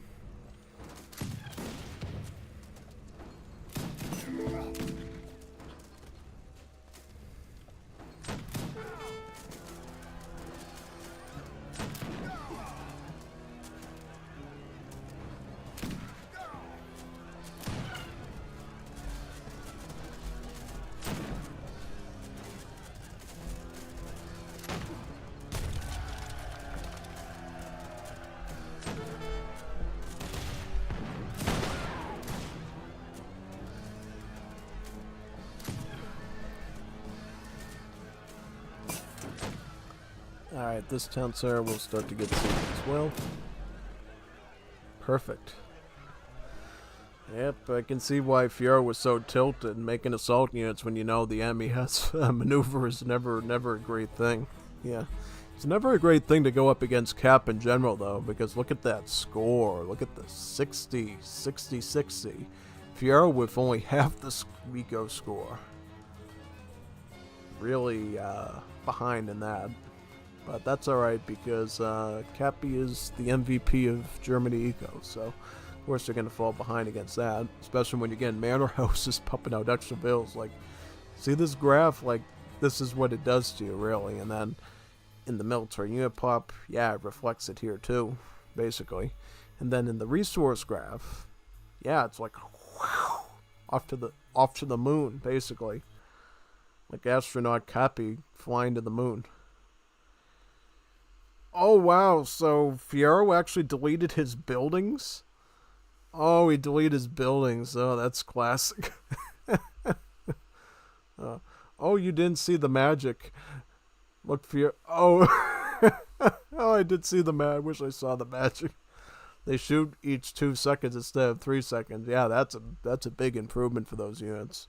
Really is. So now we're gonna be going on to game number 4 now. That would be game number 4. We looked at the 2 Gostoso ones, and now we're going on to the second recording of the regular recordings. You know, not the ones in the media player, basically.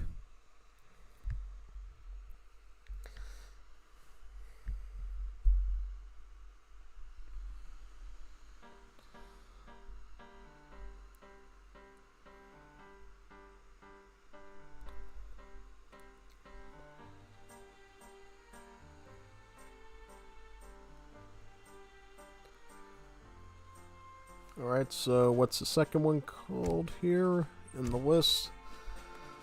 Let me find out. It is called Deutsche Krieg. Deutsche Krieg. It's a 1v1 Kap versus Jesu Christo. Austria-Hungary versus Germany. And there's the second one too.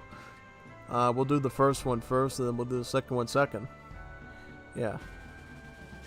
Should be under D. Deutsche Krieg. Jawohl, jawohl, jawohl. Germany versus Germany of the South.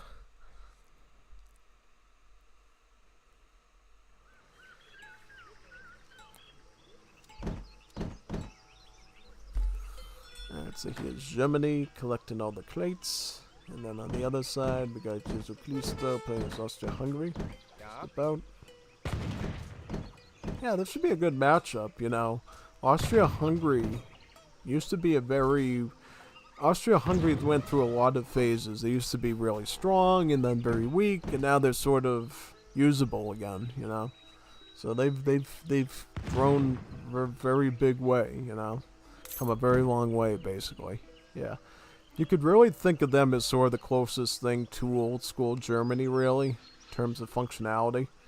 Because their villager shipments basically come in sizes proportional to that of settler wagons without sending settler wagons. So instead of getting like 2 settler wagons, you'll just get 4 settlers. Instead of 3 settler wagons in age 3, you'll get like 6 settlers. And yeah, basically because I guess the devs want to save settler wagons for like America perhaps, because those things we see as settler wagons in this time period were sort of more in America and not in old school Europe at this point. So yeah, they wanted to update that for that purpose.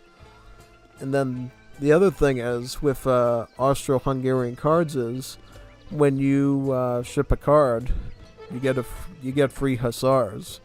But scaling wise, it's a bit different, right?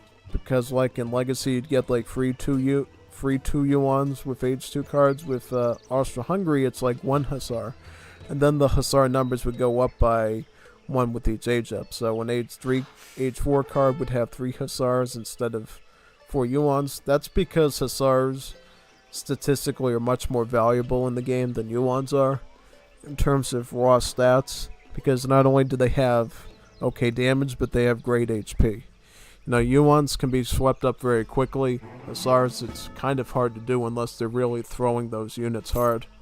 Really.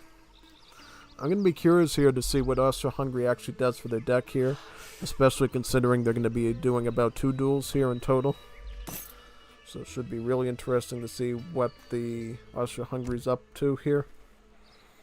The deck is called Normal because it's normal. It's not weird, it's not strange, it's not Christmas or Halloween or Easter, it's just normal. It's plain vanilla and chocolate, you know, not strawberry and birthday cake. Yeah. So what has he got in his deck? He's got crates, he's got the 6 settler card in age 2, the 4 settler card in age 1, which is actually the first card he sent. He's got the 8 Labo, whatever they're called, Labo-Marian free Cossacks. These are basically just Hajuks, basically. Hajuks. Yep, basically the Hajuks that you normally get with the nation state civs. So a skirmisher, get about 10 of them. basically, instead of free hussars. 6 grenadiers plus a free hussar. And all these other cards will give you a free hussar as well, mind you. And then here, all these cards will give you like 2 free hussars. Except this one, it still gives you plus 3 hussars. I don't know if that's kind of interesting, actually. So this one gives you 2 hussars. This one gives you 1 hussar. This one gives you 3 hussars, and this one gives you 2 hussars. So numbers are kind of weird across the board there. I don't know if that's intentional or not. But in general, you got 8 hussars. Yeah, these hussar shipments in age 3 and 4 for Austria-Hungary get quite large because it includes the normal number of hussars plus the free ones you get normally. So 8 hussars, that's a huge shipment. As well as even like 9 line infantry, so like 9 musketeers with 3 hussars. That's like a really valuable shipment. Like too valuable, because consider in age 2, like a 3 hussar shipment would be like 1 shipment, and then 9 musketeers would be another shipment. So when you add them together, it's really like a 2 shipment card all in one for the cost of 1, really. There's also some mercenaries here, the Black Brunswickers, basically. And these are basically mercenary Uhlans, a lot like the Hakapalit in the Legacy game. You know how the Hakapel worked with very low HP, high damage.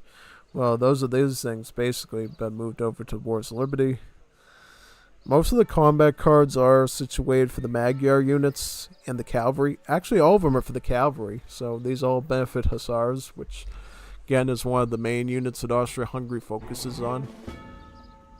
But their system is a bit different, Instead of getting Royal Guard upgrades in age 4, they get them in age 3, which means they're actually cheaper. So, normally in Wars of Liberty, you have to pay about 800 wood, and 800 coin to get a Royal Guard upgrade, since it was reduced a bit. But for Austria-Hungary, you just have to pay 400 wood and 400 coin age 2 to get that Royal Guard attached to that unit.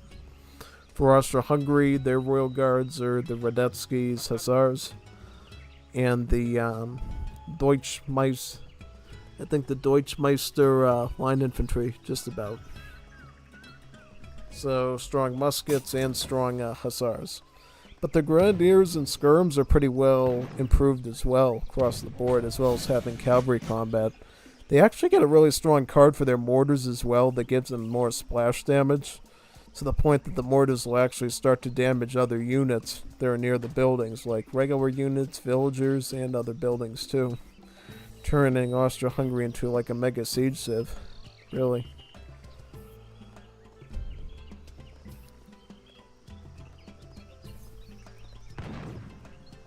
Shipping in about 700 wood now, as what would that be, shipment number 2. What about Kapi, though? What's Kapi up to? Kapi's currently training out muskets, line infantry, putting up the defensive tower near the racks as well to defend it, which is probably very smart as well. Picking up hunting dogs now, too. Getting that going. Just meeting up the explorer in the Austro-Hungarian base, so they're going to have to deal with set up some sort of defense to deal with this, probably. Maybe could send the... Oh, here comes the wood with the free hussar. The hussar is going to target down the explorer, but start backing off as soon as those line infantry come in. Probably doesn't want to do anything with that hussar just yet. Just keep it in reserve until some more units come. Like maybe some grenadiers with another free hussar. That would be a pretty good mass to attack with, I think. We'll see. Starts putting up a barracks in the back over there, too.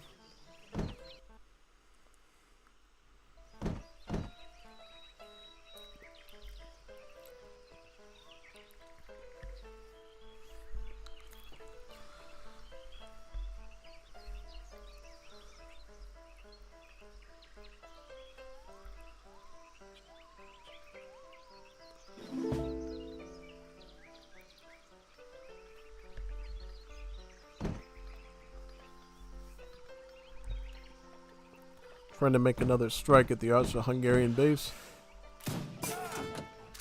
Yeah, again, you're going to want to back that Hussar up and not soak in any bullets if you can afford to. You know, it's just like one unit, so it's really not in a shape to be taking on any units except maybe the Explorer. Here comes the Minutemen, though. It's gonna... Oh, wow. But, Kap paid attention there and decided to just snipe down that Hussar instead of going for the Minutemen first. Minutemen will give, Austro-Hungary some time, I think. Snagging off a few of the trailing line infantry there, retreating. Germany will start to get steel traps, though, because I do notice this queuing up of line infantry is draining their food a bit, and they probably want to start looking at age 3 very soon. Or at least, again, moving over to maybe 2 racks at some point to get ahead of the curve against Austria-Hungary. Where is resource-wise Jesus Cristo at? So he's got really enough food almost to get to like age 2, age 3, but the coin looks a little low.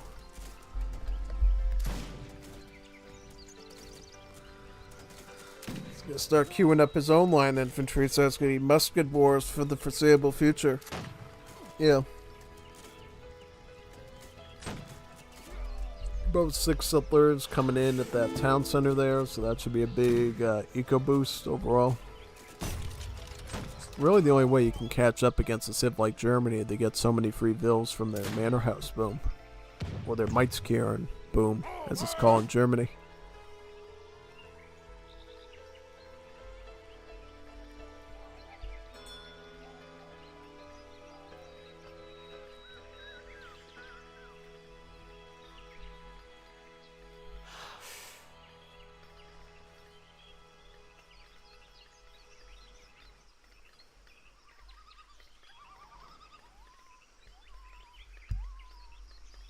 And what cards is he still on? So he's got the coin crates to go up to age 3 still.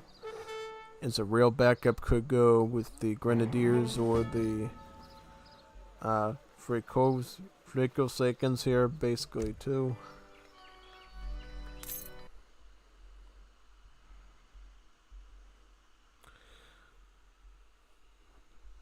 JC69 is a very good player. Old Wool player coming back. Also, his nick is cool. AF19. One of the worst enemies of Jeff. Yeah, I've played against Jizu myself. He's a really tough player to deal with. You know, he's really good. I'm curious how you'll do against him here in the next match, too. Because it looks like he did about 2 Germany versus Austria-Hungary matches. Right now, he's just stacking up line infantry for the time being. But I'm imagining he's probably going to want to go to like age 3 at some point.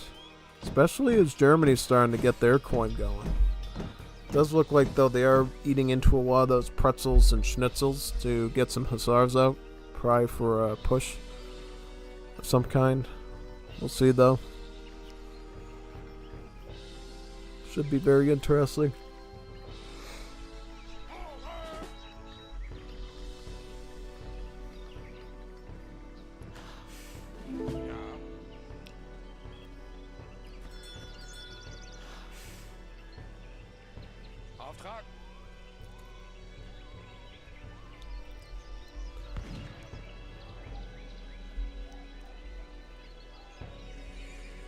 So about 5 hussars, and how many of the line imps?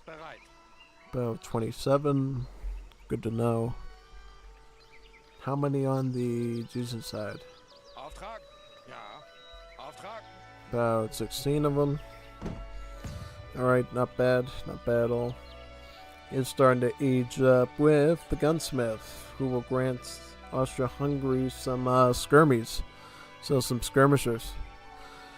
Good way to round out the musketeer disadvantage. Provided you can keep those skirmishers safe from the German hussars, which are already on the map. We'll have to wait and see though, if that ends up happening.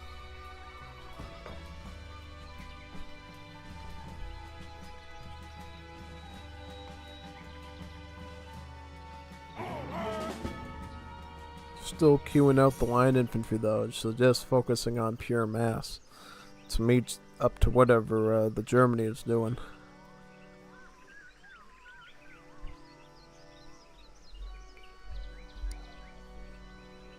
Where is Kapi in general in age up time? So he's actually a little bit behind Jesus Cristo at this point.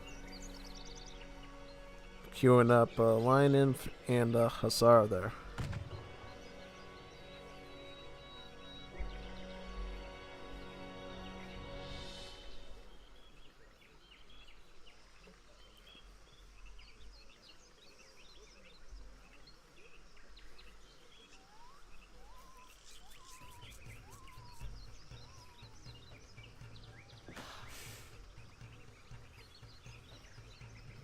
So, looks like, yep, queuing in 3 Hussar, may add more.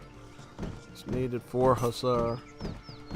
Probably just gonna queue up another set of Hussars, I'm assuming. Yep, Hussar and Musketeer mass together should be pretty good.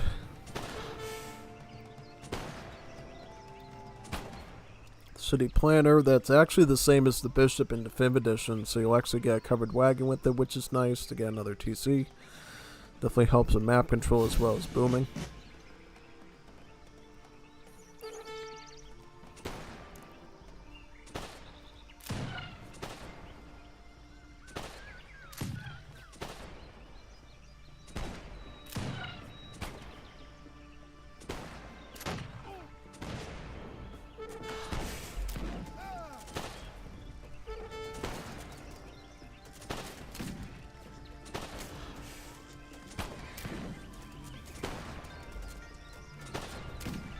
Looks like the Jesus Christ Line Infantry are just moving to snipe one of the German barracks, but they will have to...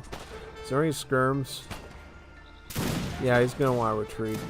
Maybe he can try to pull some off on the way back, but still. Hopefully don't want to risk yourself too much there. Can Austria-Hungary actually avoid Deutschmeister line infantry now? They cannot and would, but they have the money for it. If we get that Royal Guard veteran up there, that would be a huge boost against what Germany's doing, at least for now. Once Germany gets Age 4 with the Maykov RG upgrade, then I think it evens out a bit. But unfortunately, all the line in for defeated, and now the skirms are exposed to Hussar pushes now. So this is not looking good unless number of units can be reinforced there.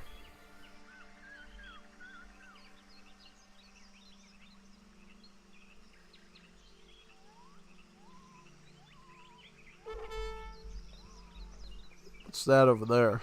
So that's the Explorer. Austria-Hungary's just going to take whatever chances they can get to get a bit of raiding in. Maybe cut down the bill numbers a bit that they're dealing with on the front lines, which would be great.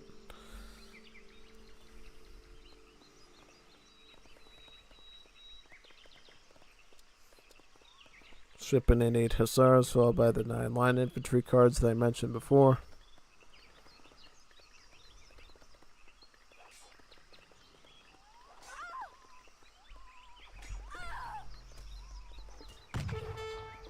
Yeah, those settlers are definitely exposed. The other ones will maybe go into the town center and make the big bad Hussar wolf go away.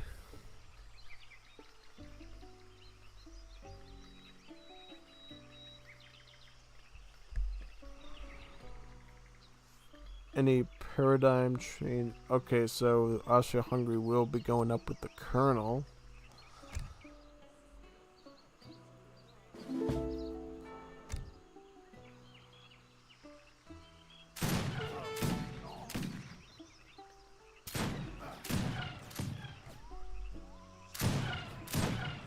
And is Kapi gonna also match him in that Age 4 as well? Nah, he seems to just be queuing up skirm, which I think is kind of fair considering all of the special infantry you've seen on the Austria-Hungary side there. Yep.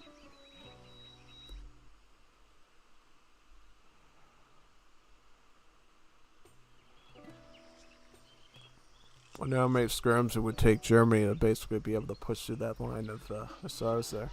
Probably a big number. That's why he's doing line infantry too, as a way of dealing with the horses head on.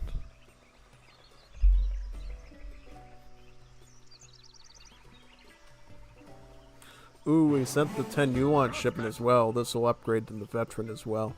The cool thing about Yuans and Wars of Liberty is they're a 1-pop unit. Because of how low their HP is, it practically finds them almost as like really high damage infantry almost. The Wars of Liberty developers. And the concept works pretty good with them. Even for these limited cards where you can only ship a number of them. Because then you get more space for Hussars or Kileses, and right? Which Germany can actually make both of. Both the Hussar and the Kilese.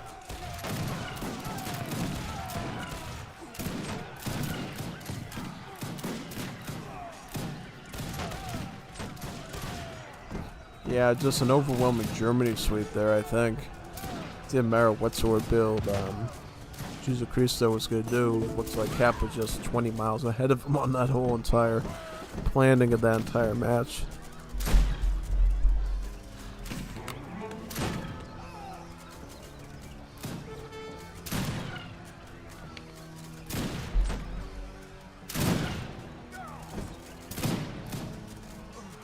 Picking up refridge, why not? May as well put your bratwurst and your knockwurst and your liverwurst in the fridge so it doesn't go bad, I guess, if you're a German. If you're a Kraut.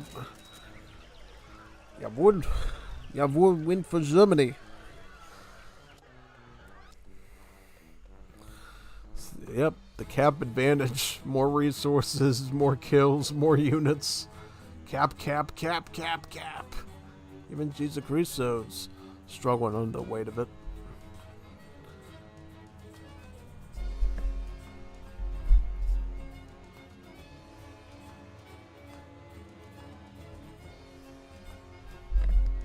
And let's look at the resources too, why not? Let me scroll down to that. There you go, another exponential growth due to free villagers from the Manor House concept with Germany. And now I will be going into game number 2 of Jesus Christo versus Kapi. There's a second one with the same civs. I don't know if they're using the same civs themselves. It might be Jesus using Germany and Kapi using Austria-Hungary, but we'll have to see. Should be interesting.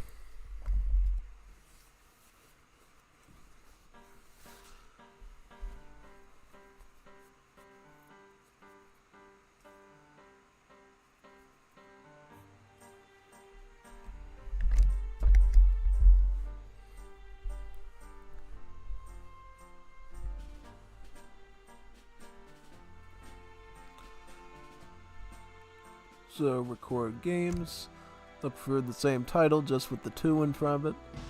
It would be Krieg 2. Here we go.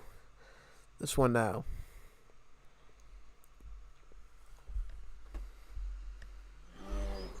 So different map this time. Looks like we're on the Cascade Range. Very different environment compared to the more swamp-like one we had the last time. The big thing about this map is you actually have fishing on here, you know, and you actually have water gather points too. In this, like, for one player, and the other player can go into this one, basically. Yeah. I don't know if we'll be seeing more, though, here, though you can technically do it. You know, I know Greeks love this map because they can do a bit of the fishing, but, I don't think for other civs that aren't as strong into fishing, exactly. So it looks like Kapi's sticking to Germany and Jesus Christo is sticking to Austria-Hungary. So we'll have to see how this one is here. The thing I noticed about this map too is there's like a lot of coin treasures on it if you're very fast. There's all sorts of like beaver coin treasures and muskrats. And just like the one that Jesus Christo was able to pick up, yeah. Yeah, basically there's like so many of these sort of like treasures with the beavers in them all over the place, you know. Beaver here, beaver, beaver, Justin Bieber, beaver, all that basically. Justin Beaver, the Bieber, yeah, all that pretty much. And there's some wood too, like you get some quaking aspen ones as well. So yeah, you definitely just have to run around the map very early on this 1v1 here, just to make sure you're getting all those coin treasures and your enemy isn't. Because if you can get some good coin treasures, depending on what civ you are, that can be a good indicator that you can actually get a early market in hunting dogs, which would give you a really good edge going into age 2 and beyond, I think. So yeah, I did that against Kapi when I was Paraguay. You know, I actually went out of my way to get market in some hunting dogs when I was able to find enough wood and coin treasures on this map to start improving my food eco even further than the works trickles were doing for me. So yeah, you just have to pay attention to the parents and see what works for you, pretty much.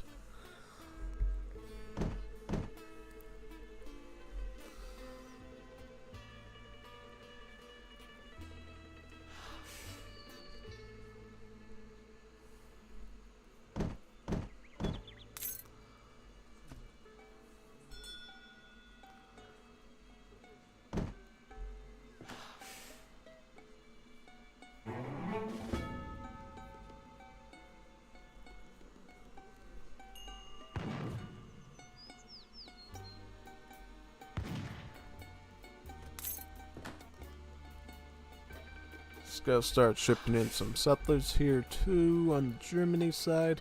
I'm assuming the Jesus Cristo deck is the same. How many decks does he have? So he has this super treaty-like one, and then he's got this one here.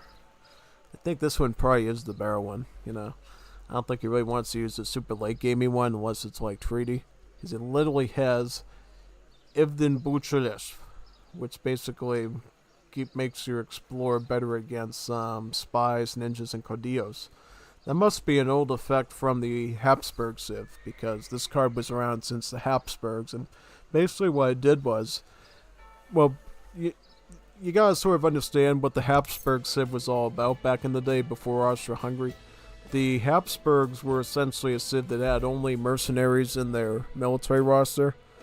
They had Panders, Grenzers, Doppelsolners, Magyar Hussars, and basically Leiters, otherwise known as Black Riders, pretty much. And even their artillery was mercenary. Like they had Sockers, Lil Bombards, and Demicans, which were mercenary artillery pieces. So basically, Habsburgs had only mercenary units. Thus, they were very weak to spies, especially for Wars of Liberty, where spies can attack while in stealth mode. So the way you basically were able to counteract that was you had these Austrian villagers named Tross that had these really nice hats and stuff, and they would basically act as like a line of sight, like a set of eyes and ears, and within a certain radius of them they would detect units in stealth, including spies, and they'd be able to help you find them and get rid of them. And that card, basically, with the Explorer, was basically so when your Explorer can also detect spies, he'll basically be able to take them out in like 1 or 2 shots and protect your mercenaries. So it's kind of strange seeing it now that Habsburgs are gone, and now we got the Blander Austro-Hungary Civ with just plain old units instead of the mercenary ones. I don't know how many years ago, I think it would have been at least 2 or 3 years ago when people last saw. Yeah, basically during the start of my YouTube channel. Well, not the start of it, but when I started really uploading videos beyond those first 2. When I, like 2 Octobers ago, you would have seen Habsburg still in the thing, but not anymore, basically.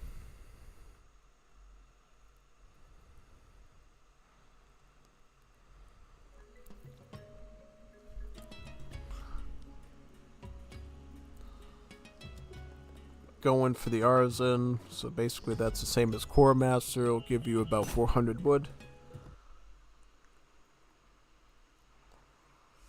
Gordy Venezuela NGD. NGD. Nice one, Mandalore. Indeed.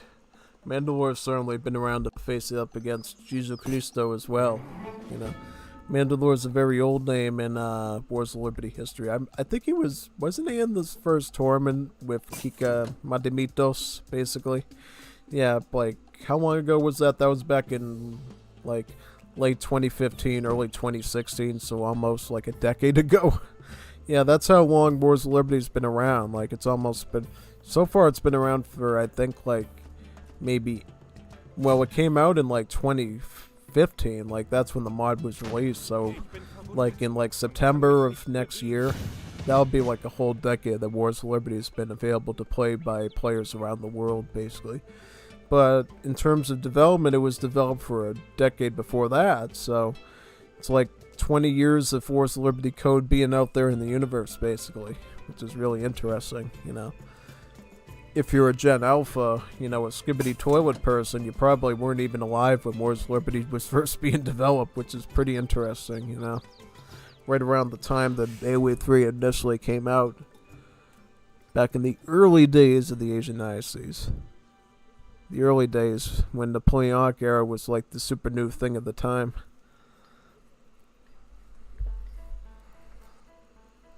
So what is Austria-Hungary going to do this time, though? Because I think he's going to have to learn his lessons from game number 1 and try to come up with a very different strategy this time around.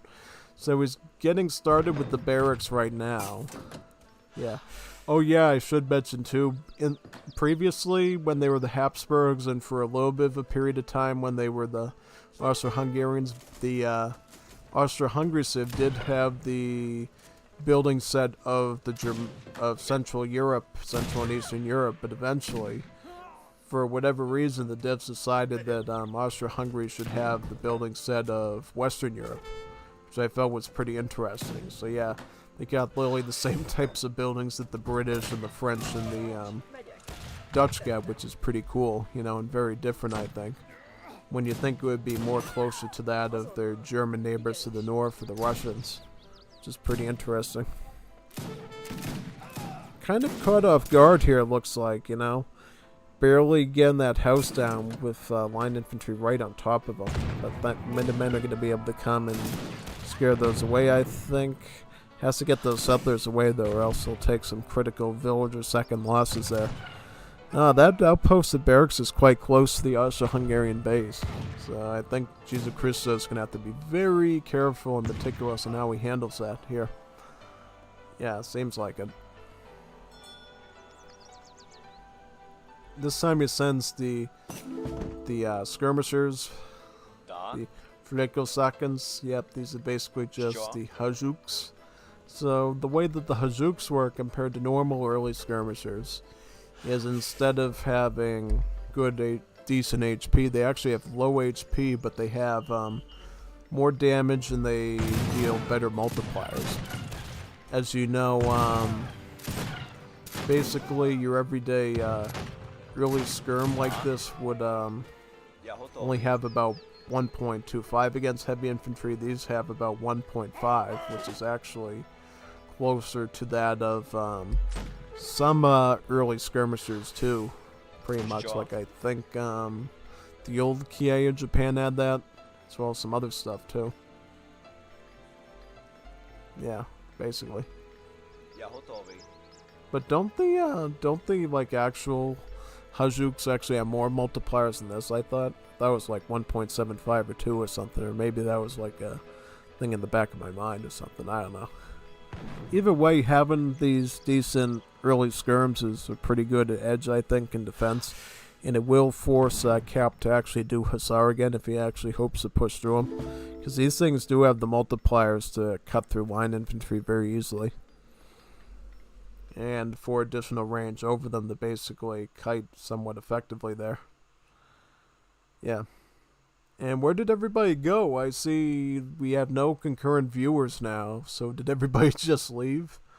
Looks like it. 0 concurrent viewers. Where did everybody go? Is Chorizo Zarate streaming or something? Chorizo muy largo Zarate streaming or something? What's going on? Yeah, and I know, isn't Jeff doing Jeff's gonna do a lightning tournament again on Friday, I believe, too. Hopefully we'll be doing that later in the day, so I'll be home by then to do it, in case I have to do something. Yeah, if I'm around then I'll happily join in on that one and participate. It was fun doing the last one, especially doing my Bruce Lee Kung Fu Fighting Chinese deck against Kaiser. That was really strong. Took him out pretty well there too. He was like running around Mongolia for like half an hour trying to get away from my Chinese army of Kung Fu fighters, which is really nice. Going for amalgamation now. Looks like Germany is just going to keep queuing up line infantry now. Yep, basically.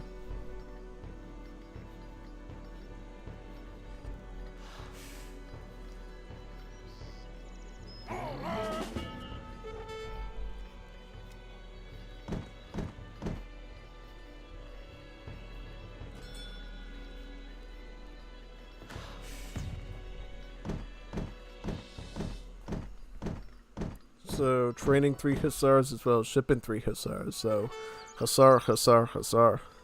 Hussar! There's actually British cavalry in the game. It says hussar. I believe it's the Household Blues that does it. It goes, hussar! Tally ho! Back in time for tea.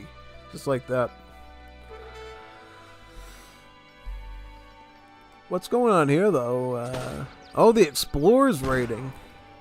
Yeah, the cool thing about these European explorers in Wars of Liberty is they use a revolver instead of their old muskets, so they shoot very quickly by changing the barrel inside their revolver and firing very quickly.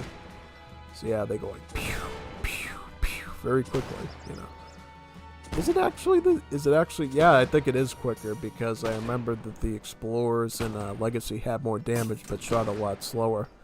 When they have the revolver, they definitely shoot a lot quicker. And I know the way that the Explorer does the anti-treasure guarding attack is a lot different. Instead of like doing the slow snipe target like the Explorer does in Legacy, the European Explorer will simply fire six shots out of his barrel of his revolver very quickly to take out one treasure guard, and it instantly kills him, pretty much. That village is almost down. These villagers are actually going to go into melee. Look at this. This is actually... And what's going on over here? It was a distraction, so we wouldn't even see this huge army mass on top of Austro-Hungary's base. Very cheeky of Kapi to trick us like that. Yeah, very tricky. Didn't even notice that. Where did all this stuff go? Well, it seems to be the theme of Kapi, just make hussars and line infantry with Germany and win every time. Seems to be the common Kapi theme now. Similar to Jeff, you know, Jeff can do a very nasty Germany as well. Only he mixes in even more units. He'll mix in the Uhlans, he'll mix in the Kilosses, he'll mix in free artillery. Jeff can get a very nasty army together with Germany. Very powerful one. And does Jesus Cristo even have any shipments? Well, he's actually trying to get to age 3 with Marksman, I believe. The Gunsmith, yep, same as the Marksman. Gives you about 6 skirmies. Yep, here comes the skirmies. He's going to try to kite these as much as possible. But now you got hussars over here. First they're going to be busy eating up the settlers, and then they're probably going to come back to deal with those skirms next. Pretty good attack there, honestly.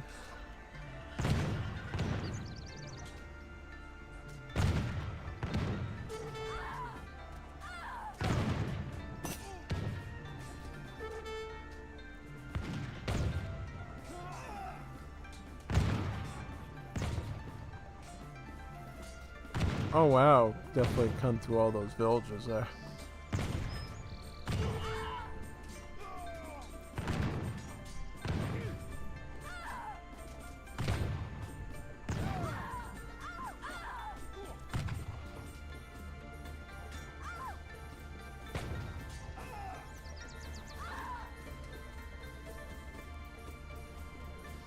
Does he even have a... Yeah, he's got 8 hussar and 9 line infantry if needed to stall this out a bit more, I think. But right now it just has like 5 skirmishers and could probably add in the 8 hussar. But that's about it, though. It's going to have to really make that army work. Has no siege, by the way, so that part is definitely going to be gone. Big time. Big time, big time. Yeah. So here comes... Oh, he's going right for the Black Brunswickers, so going for the mercenary Uhlans. The Hackapalits, yeah. So the city's called Parma. Sounds very Italian, like chicken parmesan, basically. I think there's actual subs you get Italian places, and where I've been. Basically, it's like a chicken parma. It's like a shorthand for a chicken parm or something. So that's kind of an interesting name of a city. I guess it is. Is it in Italy or is it in Austria or Slovenia? I forgot where Parma's from. I knew Austria-Hungary controlled part of Italy, including southern Tyrol. Yeah, that's true.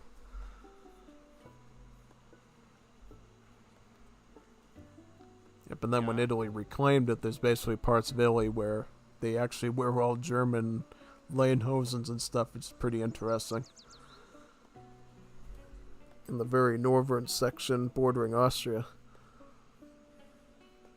But they're all Italian as well, speaking Italian. Italians that look like Sutter wagons, basically.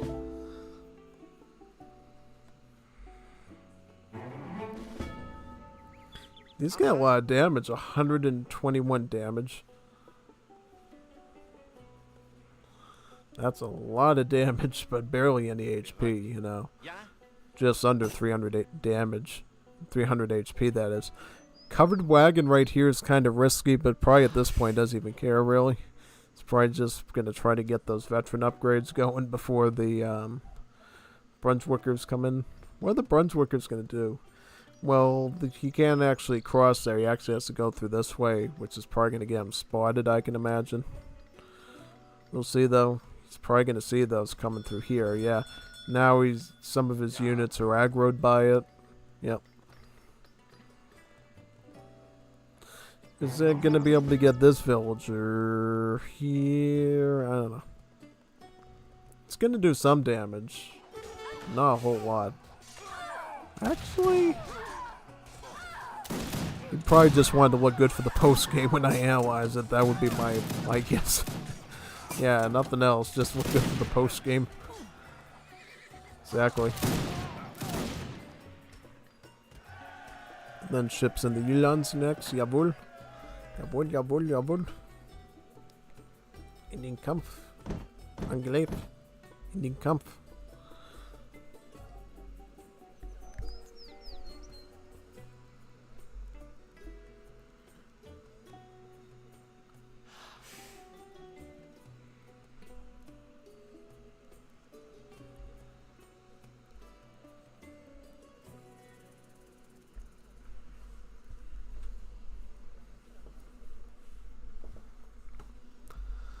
Good match overall, I would say. I mean, the series, you know, was different. You know, Jesus Cristo, I think, is definitely a much better Austria-Hungary than, say, Mehmed Khan is. So it definitely gave us a much closer competition. That's the thing, though. Kap seems to just do really good in whatever environment he's in. He's good against Baal. He's good against Jesus Cristo. I think the only one that humbles him super hard is probably Jeff. Yeah, Jeff and Alucard, probably. Sometimes me if I'm playing Zulu, you know. Kap is very afraid of Zulu now. Doesn't even want to see them anymore, you know. He knows what's going to happen when the Zulus show up. Very bad things will happen, indeed, on the match. Oh, now we got viewers again. So finally Google Analytics is finally doing its job in identifying the viewers. 3 viewers, great. Hello, 3 viewers. According to YouTube, you did not exist. Now you do. Awesome. Yeah, so now we'll go to the next recording. How many more do we got? I think we got like 2 or 3 more in the stack. Just gotta wait for this to load. There we go.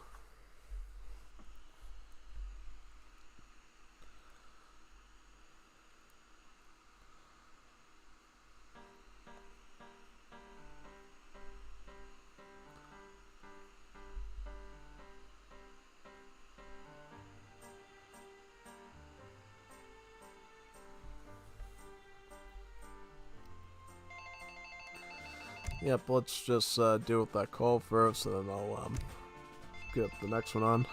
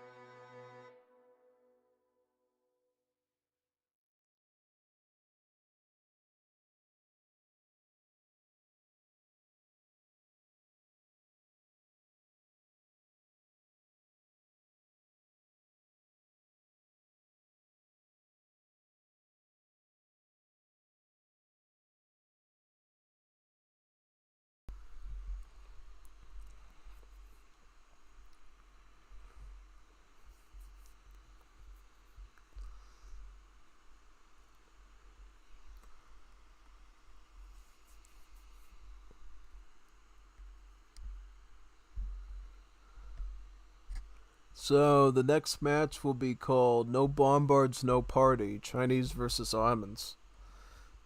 I like that idea. That sounds like a really fun one because I like the Chinese civ going up against the Ottomans. I know in the Fab edition, Ottomans can be very hard for the Chinese to deal with, so it should be fun. No bombards, no party. So we kind of know already what that's going to entail. Then I think Ottomans are going to go for some sort of great bombard or Darnawes gun build here, perhaps. Named after the Darnawes Straits between the Black Sea and Mediterranean, of course. So yeah, should be a pretty interesting one. Map looks to be Klondike, so yeah, this is a pretty fun map. You got the trade route down here. It's sort of like a weird M shape, like a super long McDonald's. Then up here you have the cliffs that you can sort of wall off and create like a little mini side section here too. Natives on this map is obviously the Nuka. The Nuka are on all the cold maps, you know, with their big giant wind sticks doing lots of anti-cab damage. So yeah, this should be pretty fun. Let's continue. Alright, so Ottomans versus Chinese. Who's going to be the China? So Mehmed Khan. Not a super high level China, but still pretty good. Yeah. I mean, I've seen Mehmed Khan do some decent plays with China before on occasion. Like, I think he caused a major upset against Kap's Korea once in a match. Like, he was able to knock out his army using hand mortars effectively and flamethrowers or whatever. So yeah, I think Mehmed Khan, if you give him the time to make an army, he can do something. But I think by giving him time, that's just going to give Kap time to make his bombards then, and then he's really going to have fun, you know. That's usually what I used to deal with when I would do Ranked Defam Edition against Ottomans. They would always try to go FF with Safahis and completely stomp whatever I was trying to do. And then they would pull like a miraculous industrial age and just come out with like 2 great bombards. And before you know it, they have their factories making more of them every few seconds. The endless Ottoman Evet, endless Ottoman Evet death ball of destruction in Ranked. You know, if you want to jump pretty quickly in Ranked and DE, just go Ottomans all the time. Just go Abyss Janissary. It's not that hard. as long as you can macro it well and stuff, because they're pretty easy. You know, because the Abyss Gunners have the added advantage, of course, of doing crush damage, so they can eat through all infantry pretty well, and then the Janissaries, of course, are just like a high HP musketeer, and, you know, basically, and then just know if it's better to go FF or FI and utilize their Royal Decrees, or utilize Mamluk and Safahi shipments. That's sort of how you figure out how to do Ottomans in every DE game, and it's works almost the same way in Wars of Liberty, except you don't have all those fancy schmancy cards that DE added, basically. But you surprisingly got a lot of the same units, you know. You have the Delhis, you have the Humbarasi, you have the Nizam, so a lot of those things that we see in DE that are new with the Ottoman roster actually originated from Wars of Liberty land. Or at least the Ottoman Civ mod from Legacy. Because that's where a lot of these units came from, is the Ottoman Civ mod, which is basically a mod by Predator that basically took the Ottoman Civ in Legacy and gave them a bunch of new units and features, just about. And both Tyrannus on the Napoleonic era side as well as the Wars of Liberty team did a lot of work to basically include a lot of his stuff in their version of the Ottomans, basically. I guess Wars of Liberty ended up borrowing his building set for the Ottomans as well as his skins for the villagers, otherwise known as the Yerluks in DE, as well as using his model for the Humbarasis, as well as the Delhis and the Nizams. So a lot of stuff was borrowed from that, basically, which is pretty cool. Basically, the capital for the Ottomans under Predator's mod is just the command post that you see in the campaigns a lot, just reskinned to look more Ottoman-like, really, which is pretty neat. Yeah. Now we're gonna... I like how Kap is also making sure to try to snare his hunts in, or basically pushes hunts towards the TC just about. That's kind of a skill that a lot of players need to learn, I think, especially on maps where the hunts are more sparsely located from the TC, because if the hunts are too far away and you can't get a lot of quick wood to like put down a tower to defend that area, it makes raiding moves by the opponent that much more easy, I think. Yeah. And the thing we're seeing that we saw during the Gostoso game is Ottomans again going for a big grab on the trade route, you know. Ottomans are so great with timing with their shipments. You know what I mean? Ottomans just get really powerful shipments, so the more better timing they can get themselves with shipment timing, the better off they're usually going to be. The fact that Ottomans are already on trading post number 3, possibly even more, because I don't even think Mehmet Khan will even try to, like, deny him here at all. You know, possibly if he goes for, like, his wood card, he could actually get the rest of this trade route in Stagecoach. Then it would be really bad for Mehmet Khan then. Really bad, and would probably be, like, the stepping stone for an FI into those bombards. Yeah.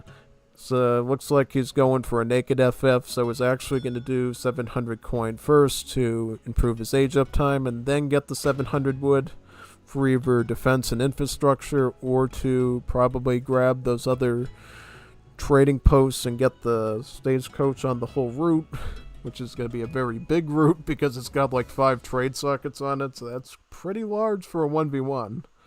It's about the same as the Great Plains, just about in terms of significance. And what's China up to in their deck? So China has Year of the Rat and Sumptuary Laws. I think I grilled him a bit last week on this because I felt like Year of the Rat just doesn't get a lot of value. When I first was getting into China before I played DE, back, I think it was like many years ago, before a lot of... I think it was maybe around the time that Romania got reworked with the modernization bonus for the first time. The Year of the Rat came out.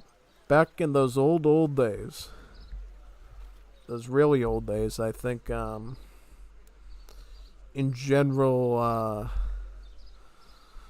I used to think that Year of the Rat was such a great card, because it's like, oh, I get free villagers when I age up, but it turns out, if I was, like, only playing up to age 2, you only get, like, 1 villager out of it, so it's, like, the most cringe card ever. But if you go to, like, age 4... you'll technically get 6 Vils out of it, and if you go to like a fast Imperial Age for whatever reason, then you'll get about 9 villagers out of it, which is definitely a lot better. But still, it's not really great to get a card, assuming you're going to get a fast Imperial, especially with a civ like China, you know. That's much more something up Ottoman's alley than you, since they sort of work a lot better that way usually. And yes, indeed, Ottomans are going to start grabbing the rest of this trade route, so what is this poor lad going to do? He's also starting to get the Palace Intrigue right now, which, as you know, is going to be able to allow him to send in a big group of Jans from the mosque, as well as a big grouping of Bombards as well. Unlike DE, they do not have a technology to get a group of Safahis either, and no, they do not improve the stats of those units. You know, it's just like a big batch of Jans, a big batch of cannons, basically. So we'll wait and see. Is getting the Stagecoach now, and then he's just gonna grab socket number... Oh, nice! Good work, China. At least he's going to be profiting somewhat off of this trade route. This is at least a little bit good, you know what I mean? If he was going to let him get a whole run of all 5 of those trade sockets, we'd be looking at a very serious problem, you know, if you're China there. Really serious problem overall. Yeah, look at all the food that Ottomans are bringing in there. That's a lot of doner kebabs. Like, so much kebabs are being inserted into China, it's not even funny. Too much for China's little yellow egg roll to even handle at that point. Way too much. Way too much. And it's gonna go for the 1,000 coin now, just about.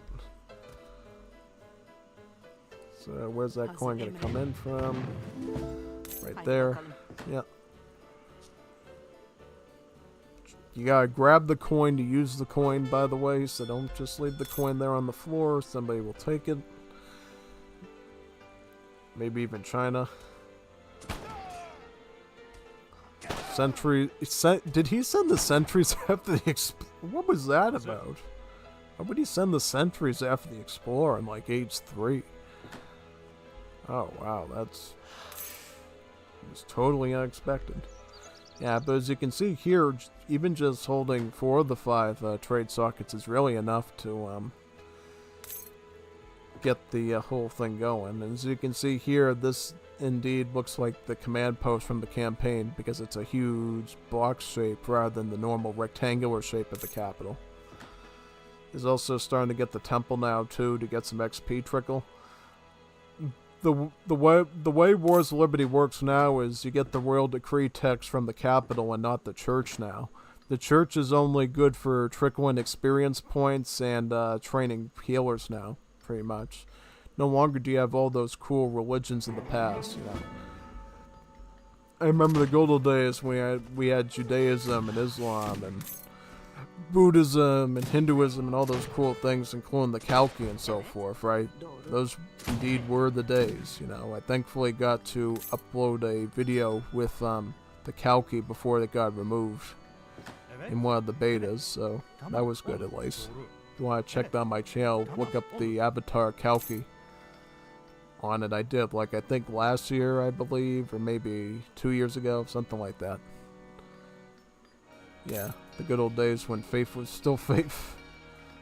Because where are we at now? I think Great War Age came out around, well, like January, February, March of this year. So Great War Age is kind of a new thing, actually. But for me, I was doing the beta testing as early as the fall of last year. So then for me, Great War Age felt a bit older. But for everybody else, you know, it's quite a new thing, really. Yeah. Whew. My throat's my throat's burning. I had this spicy fried chicken today that had a lot of paprika on it and this red spice blend on it, and it's like burning the back of my throat now. Huh. Tastes good though. It's delicious. It's like a delicious burn, but yeah. It's a really good spice, you know. Really makes it very flavorful. Very good indeed. The pieces aren't that big, but the way they cook it and season it and the meat comes out, it's just really good for the Mai.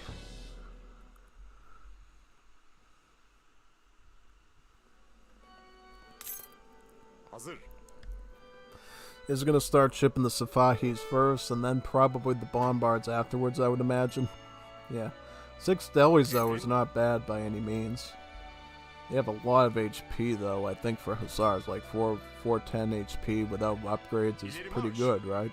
Well, definitely a lot better than the Neon Riders, which are a 1-pop cab here.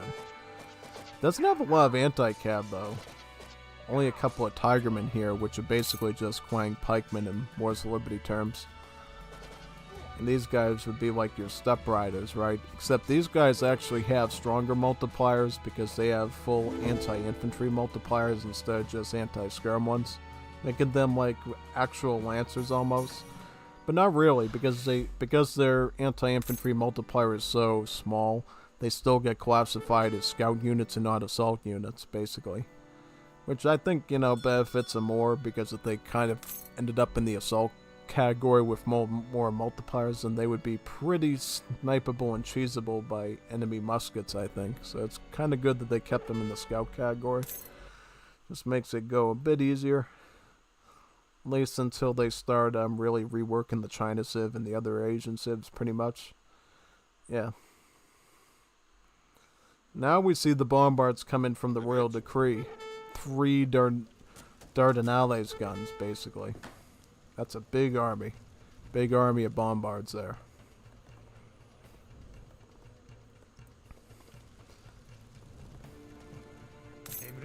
And they will be moving towards the Chinese very shortly, it looks like.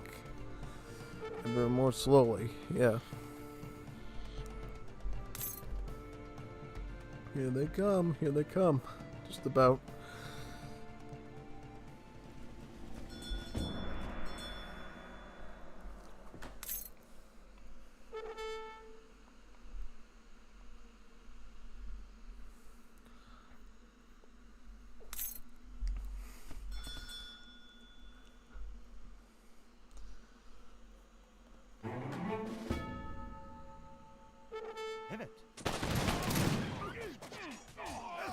saldırısı. Hücum. Oh, big one, big boom, big one. Yeah, that was a good strike there, and then the splash attack's coming in now. Yeah, really good.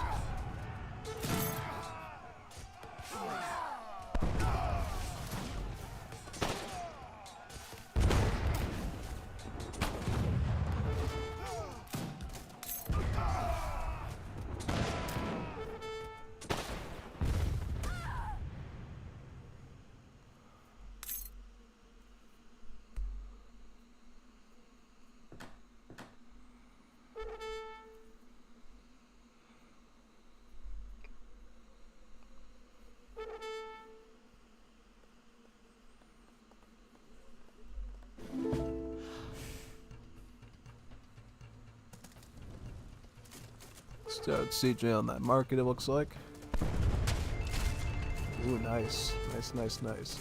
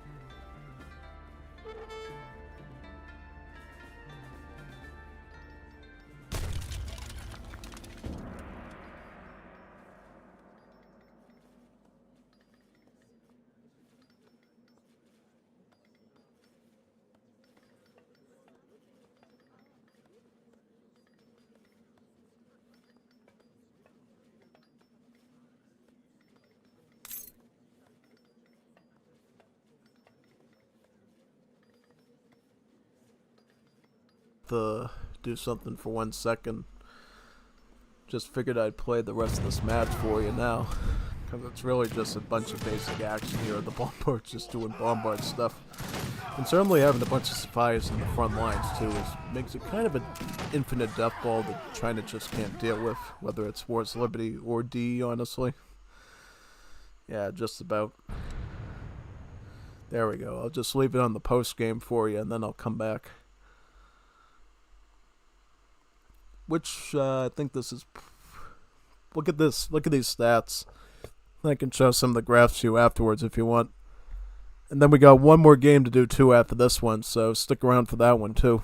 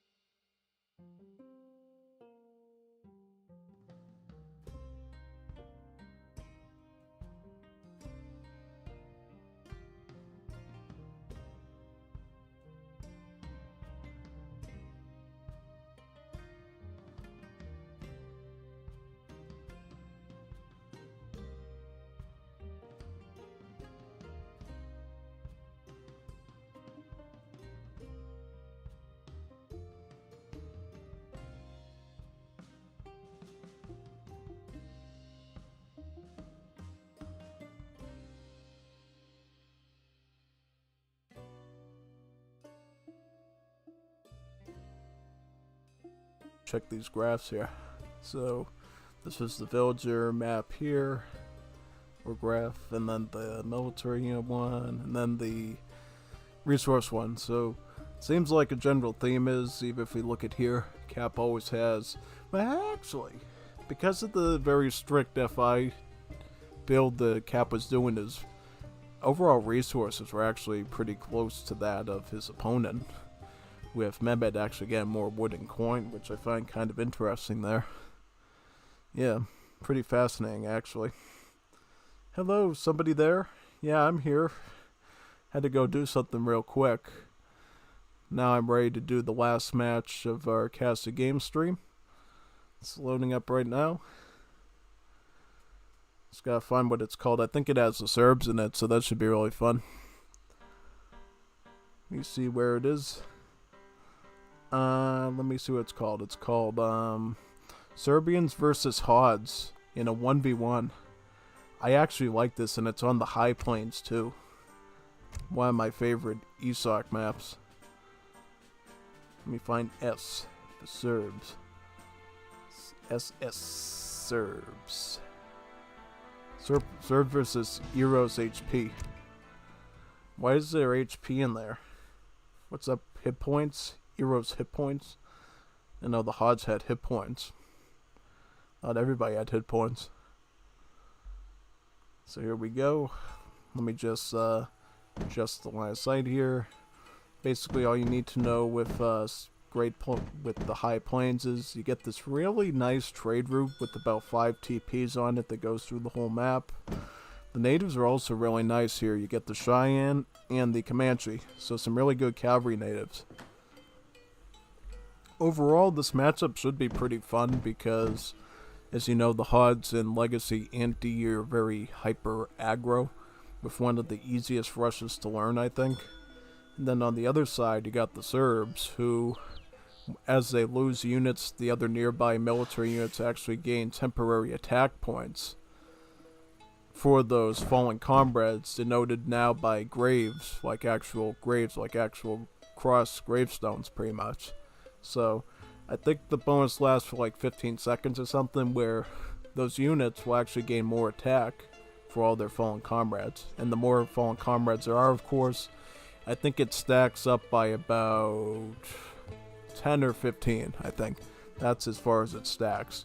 In the old days, there was no cap on the amount of which it could stack.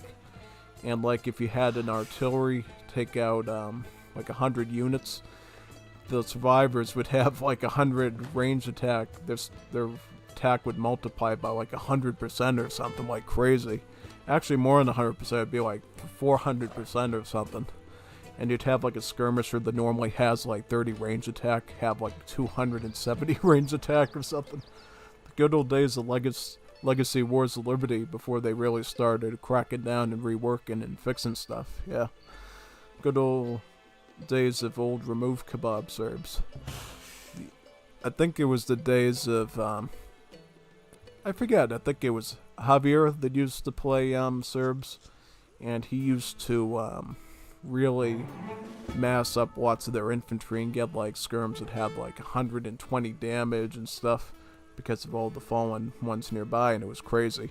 He could never be beaten back then. I didn't have as much build order and game experience as I do today, so I wasn't able to plan around basically building walls and towers and artillery to counter that sort of thing. But nowadays, if I went up against that thing, I'd probably be a little bit more experienced to go up against it, honestly. You know, just a little bit. Not too much, but just a little bit. So what's this Hod deck look like? there is indeed Town Destroy here, so we will be seeing lots of siege work today. Yeah. And to boot, High Chief also makes the War Chief a little bit more durable, so he can do that siege work for a little bit longer. Basically, when you get Town Destroyer, the siege of this War Chief goes up to about, I believe, 267 or 273, and it becomes like a real monster beast against your enemy's buildings. Like, see this house over here? Has about 1.2k HP. Basically, the War Chief will take it down like 5 or 6 hits, if you're lucky. Sometimes even just 5 hits, depending on the age he's in and so forth. And that can be pretty serious, you know. That's a huge siege to give like one unit. And it becomes a race to see if you can take out that War Chief in time before he completely houses you and prevents you from producing any sort of defense against the other hard units, such as the archers and the tomahawks and the Kanya horsemen, basically. Yeah. Looks like the opponent's Bonder, though, so he's actually pretty strong. Yeah. Bonder, if I recall, is originally from the ESOC community of Wars of Liberty players, so he's pretty well seasoned, actually. So this should be a pretty good challenge for Kap to deal with here, compared to some of the usual Manito opponents. Yeah. Aging up with Alexa Nanadovic. I believe they'll give him about 3 Hajuks, if I recall correctly, about 3 Hajuks, which will give him a pretty good jump start on getting some skirms out there to deal with the Hods. Yeah, because as you know, one of the main units in the Hod roster is the Tomahawk, which is a food and wood costing musketeer. And a good way to deal with that, of course, is have some skirms on the field to clean that up. And certainly, again, 3, as soon as you age up, is a great way for keeping up with the very speedy aggro style of the Hods, really. Because as you know with the Hods, they age up very quickly using the messenger messenger politician to basically get really fast age up time and then just come out with Town Destroyer and literally start destroying your town. But if you have some skirms in your back pocket, that becomes a lot harder for him to do, because those things can eat away at his HP. But he might not even use that. Oh, he goes up with the Wise Woman. So he, instead of going up with the Messenger, he's going for a slower age up. Does that mean maybe he's going FF or FI? Yeah, because you don't always necessarily have to go for hard aggro with the Hods. Sometimes it's better to go for FI and pick up the light cannons in Age 4 with the shipments, basically. Which he has, right? Yeah, he's got the 4 light cannons. Or he could even go 3 and get the Kileses shipment here. The Kileses. And then get the musket riders and the forest prowlers after that, which is nice too. Yeah, I wonder what the Serbs are doing though. What's the Serb deck like? So, Serbs, he's got the Aborknez. This is basically the Explorer's upgrade. That basically allows national hero statues to have an hit point aura as well. Because, see, what the national hero statue is, whenever you're... Basically, the explorers for the nation states is, like the Serbs and Greeks, can actually die. Like, actually die. Not like sit on the floor like a kid that fell on the playground and start going, I can't get up, I hurt my kneecap. Mommy, get me a band-aid and a ice cream, you know? Not like that, like they actually like die, like perish. But instead of becoming a corpse, they turn into a national statue to honor their death because they're a very proud ruler of their nation, right? And from that statue, any units around the vicinity of that statue will actually get a improved, I believe, movement speed as well as rate of fire. Basically what this card will do, this one here, in addition to the improved rate of fire, it will also give those units better HP as well around that statue. And the statue will stay up, I believe, for like 2 or 3 minutes or something. And your opponent can actually siege that statue and get even more experience bounty by taking out that statue too. So it really benefits both players depending on how well you use it, right? If you can deny your opponent from taking down the statue, you deny him that XP. And you can certainly use that spot to get some improved combat around it, since your units will really be shooting and slicing quicker in that area. Other than that, though, we see a lot of improvement cards. We see Slava, which basically allows you to have more churches, and also allows your churches to trickle even more XP.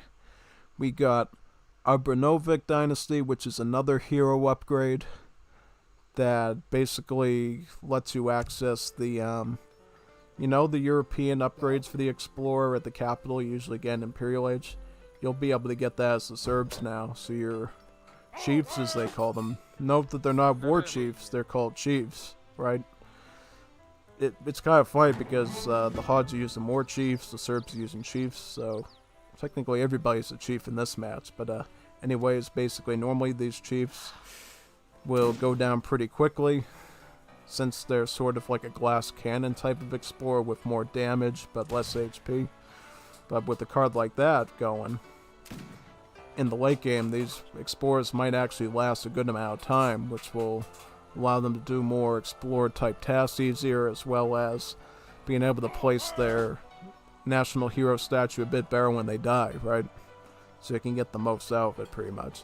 Which should remind me to tell you, this is a general theme of all these sort of Balkan civs, like the Greeks, the Serbs, the Bulgarians, and Romanians.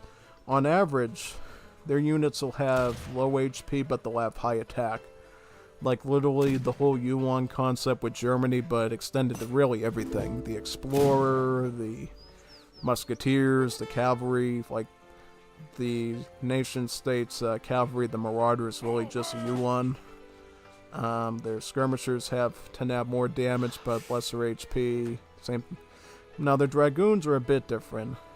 So their Dragoons are basically the same as the Carbine Cavalry in Definitive Edition for the USA, in that they actually have a rate of fire similar to that of a Rifle Rider, instead of being able to, previously they would fire multiple shots because that's the way the Carbine Cavalry started out as indeed, but then they reworked them to simply having the rate of fire of a Rifle Rider, because they feel like that'd be a bit more useful.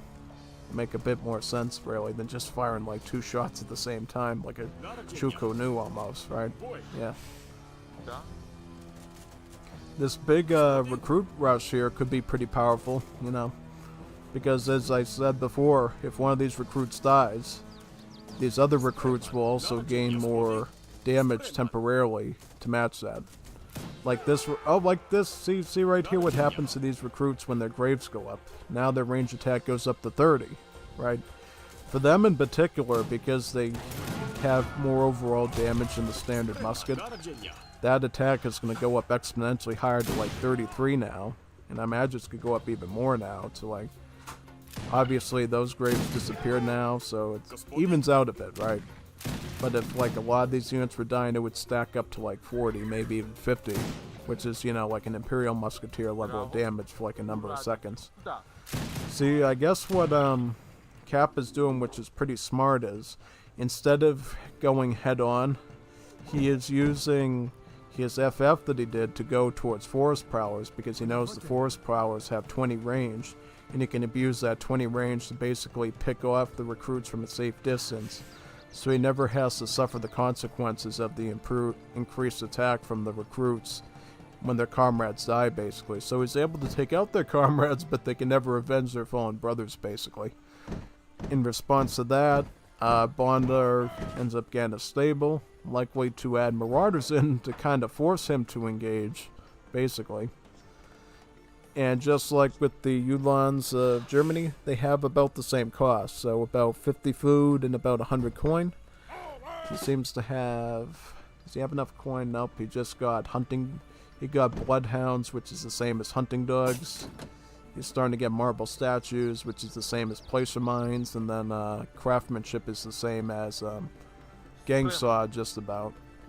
And at this point, what he's going to try to do is he's going to try to find some way to force Kapi into a direct skirmish here. Unfortunately, the 20 range on these forest prowlers makes it kind of hard to do, and then what we're going to see is basically some attempt here to try to get into a direct fight. Marauders are indeed queuing up now, so we'll see if that works. Obviously, they're low HP, so technically these forest prowlers can kite those as well if they do so very carefully, and depending on how many Bondar can actually queue up. Right, it looks like he can queue up 1 now, he can get possibly 2, 3, right? Note that these are 1 pop units here and not 2 pop units, so yeah, you can stack these pretty well. Even losing the house there, you can still get a full batch of these out if you want to, but fortunately he couldn't afford that, he can only afford 3. He's going to try mining, he's probably going to have to move back to the silver mine in the back of the base now, which he thankfully has. And try to get some more coin to get queue number 2 going on the Marauders, right? So he's got about 5 more pops, so he could get a full batch of these going. He's also chopping a bit of wood, so can recover that lost house as well and get another batch going. Is going for 700 coin. Does he try to defend with Marauders, or does he try to risk it for an Age 3? He does not have a lot of Age 3 unit shipments, so I would say maybe just stick it out in Age 2 and get the Marauders going. You know, the thing you gotta understand is Musket Riders, these so-called maneuver units, they don't have range multipliers against, you know, Yuans or Hussars, only against, like, heavy cavalry, like Cuirassiers, so technically massing up a bunch of Marauders against the skirms would be a pretty safe bet when you're dealing with Dragoons. Unless, of course, they go into their melee attack. Then that could get a little bit more dicey, right? Yeah, basically. Just about. Here comes those Marauders coming in for the attack.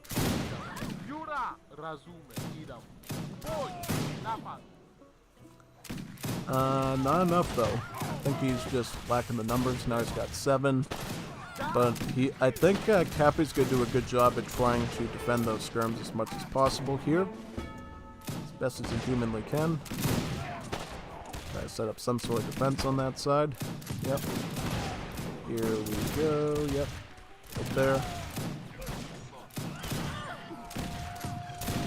Recruits are doing pretty good damage right now because they're finally in some sort of stasis where they can actually shoot at things. So yeah, they're doing a pretty good job at shredding through the Musket Riders. But again, I think now that the Musket Riders are gone, these Force Powers are just going to go back to their old job of just hitting, running, and making these recruits absolutely useless at the reason they were created for the Serbciv. Well, they're not. They actually also belong to the Greeks as well, by the way, so Greeks can also use these. It's just better for the Serbs because of their whole bonus, basically. Where they get really high, exponentially high range attacks. And then when you combine it with this card here, Iron Regiment, they become even better because this adds like another grave effect where they'll get even more damage and also more hit points from their fallen comrades as well. Turn them into a really vengeful, strong, remove kebab style infantry. Pretty much. Yeah, exactly.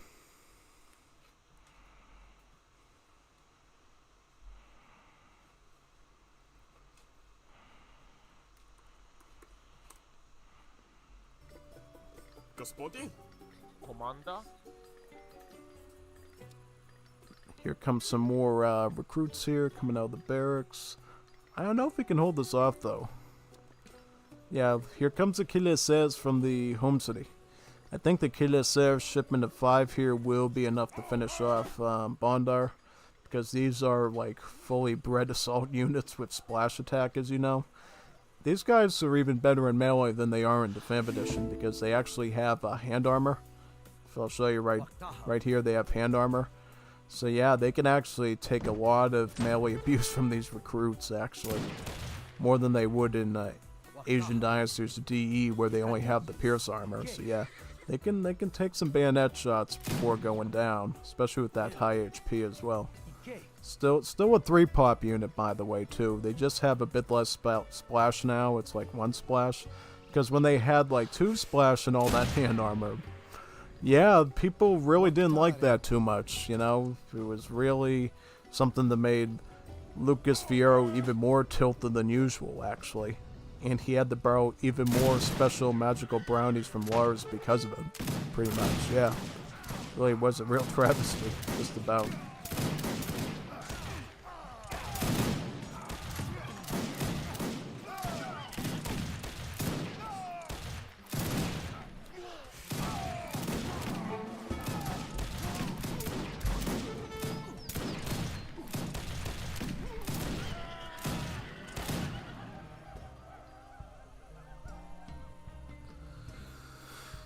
Ooh, nice. Nice ending there. Pretty good fight for the last one, you know? Felt like it was a pretty nice skirmish there.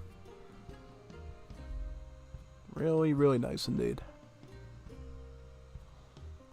So what was the kills? I'm surprised with all those graves that Serbs were only... This just shows you how well the Forest Prowler kiting tactic was by Kap. The man only got like 24 kills though that whole game. Unreal, like really unreal. Like, look at this.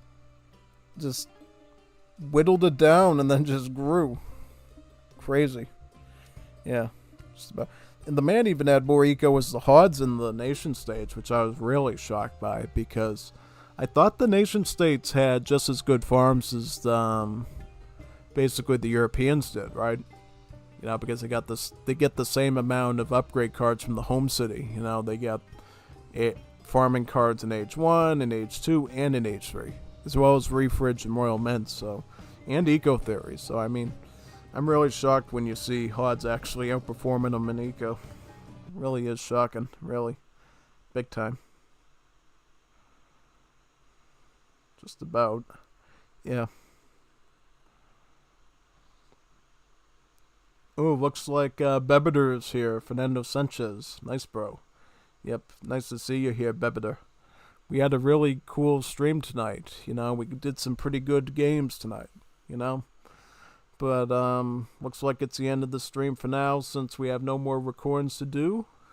What was your favorite series? Did you like the one with Gostoso? Did you like the games with Cristo Jesus?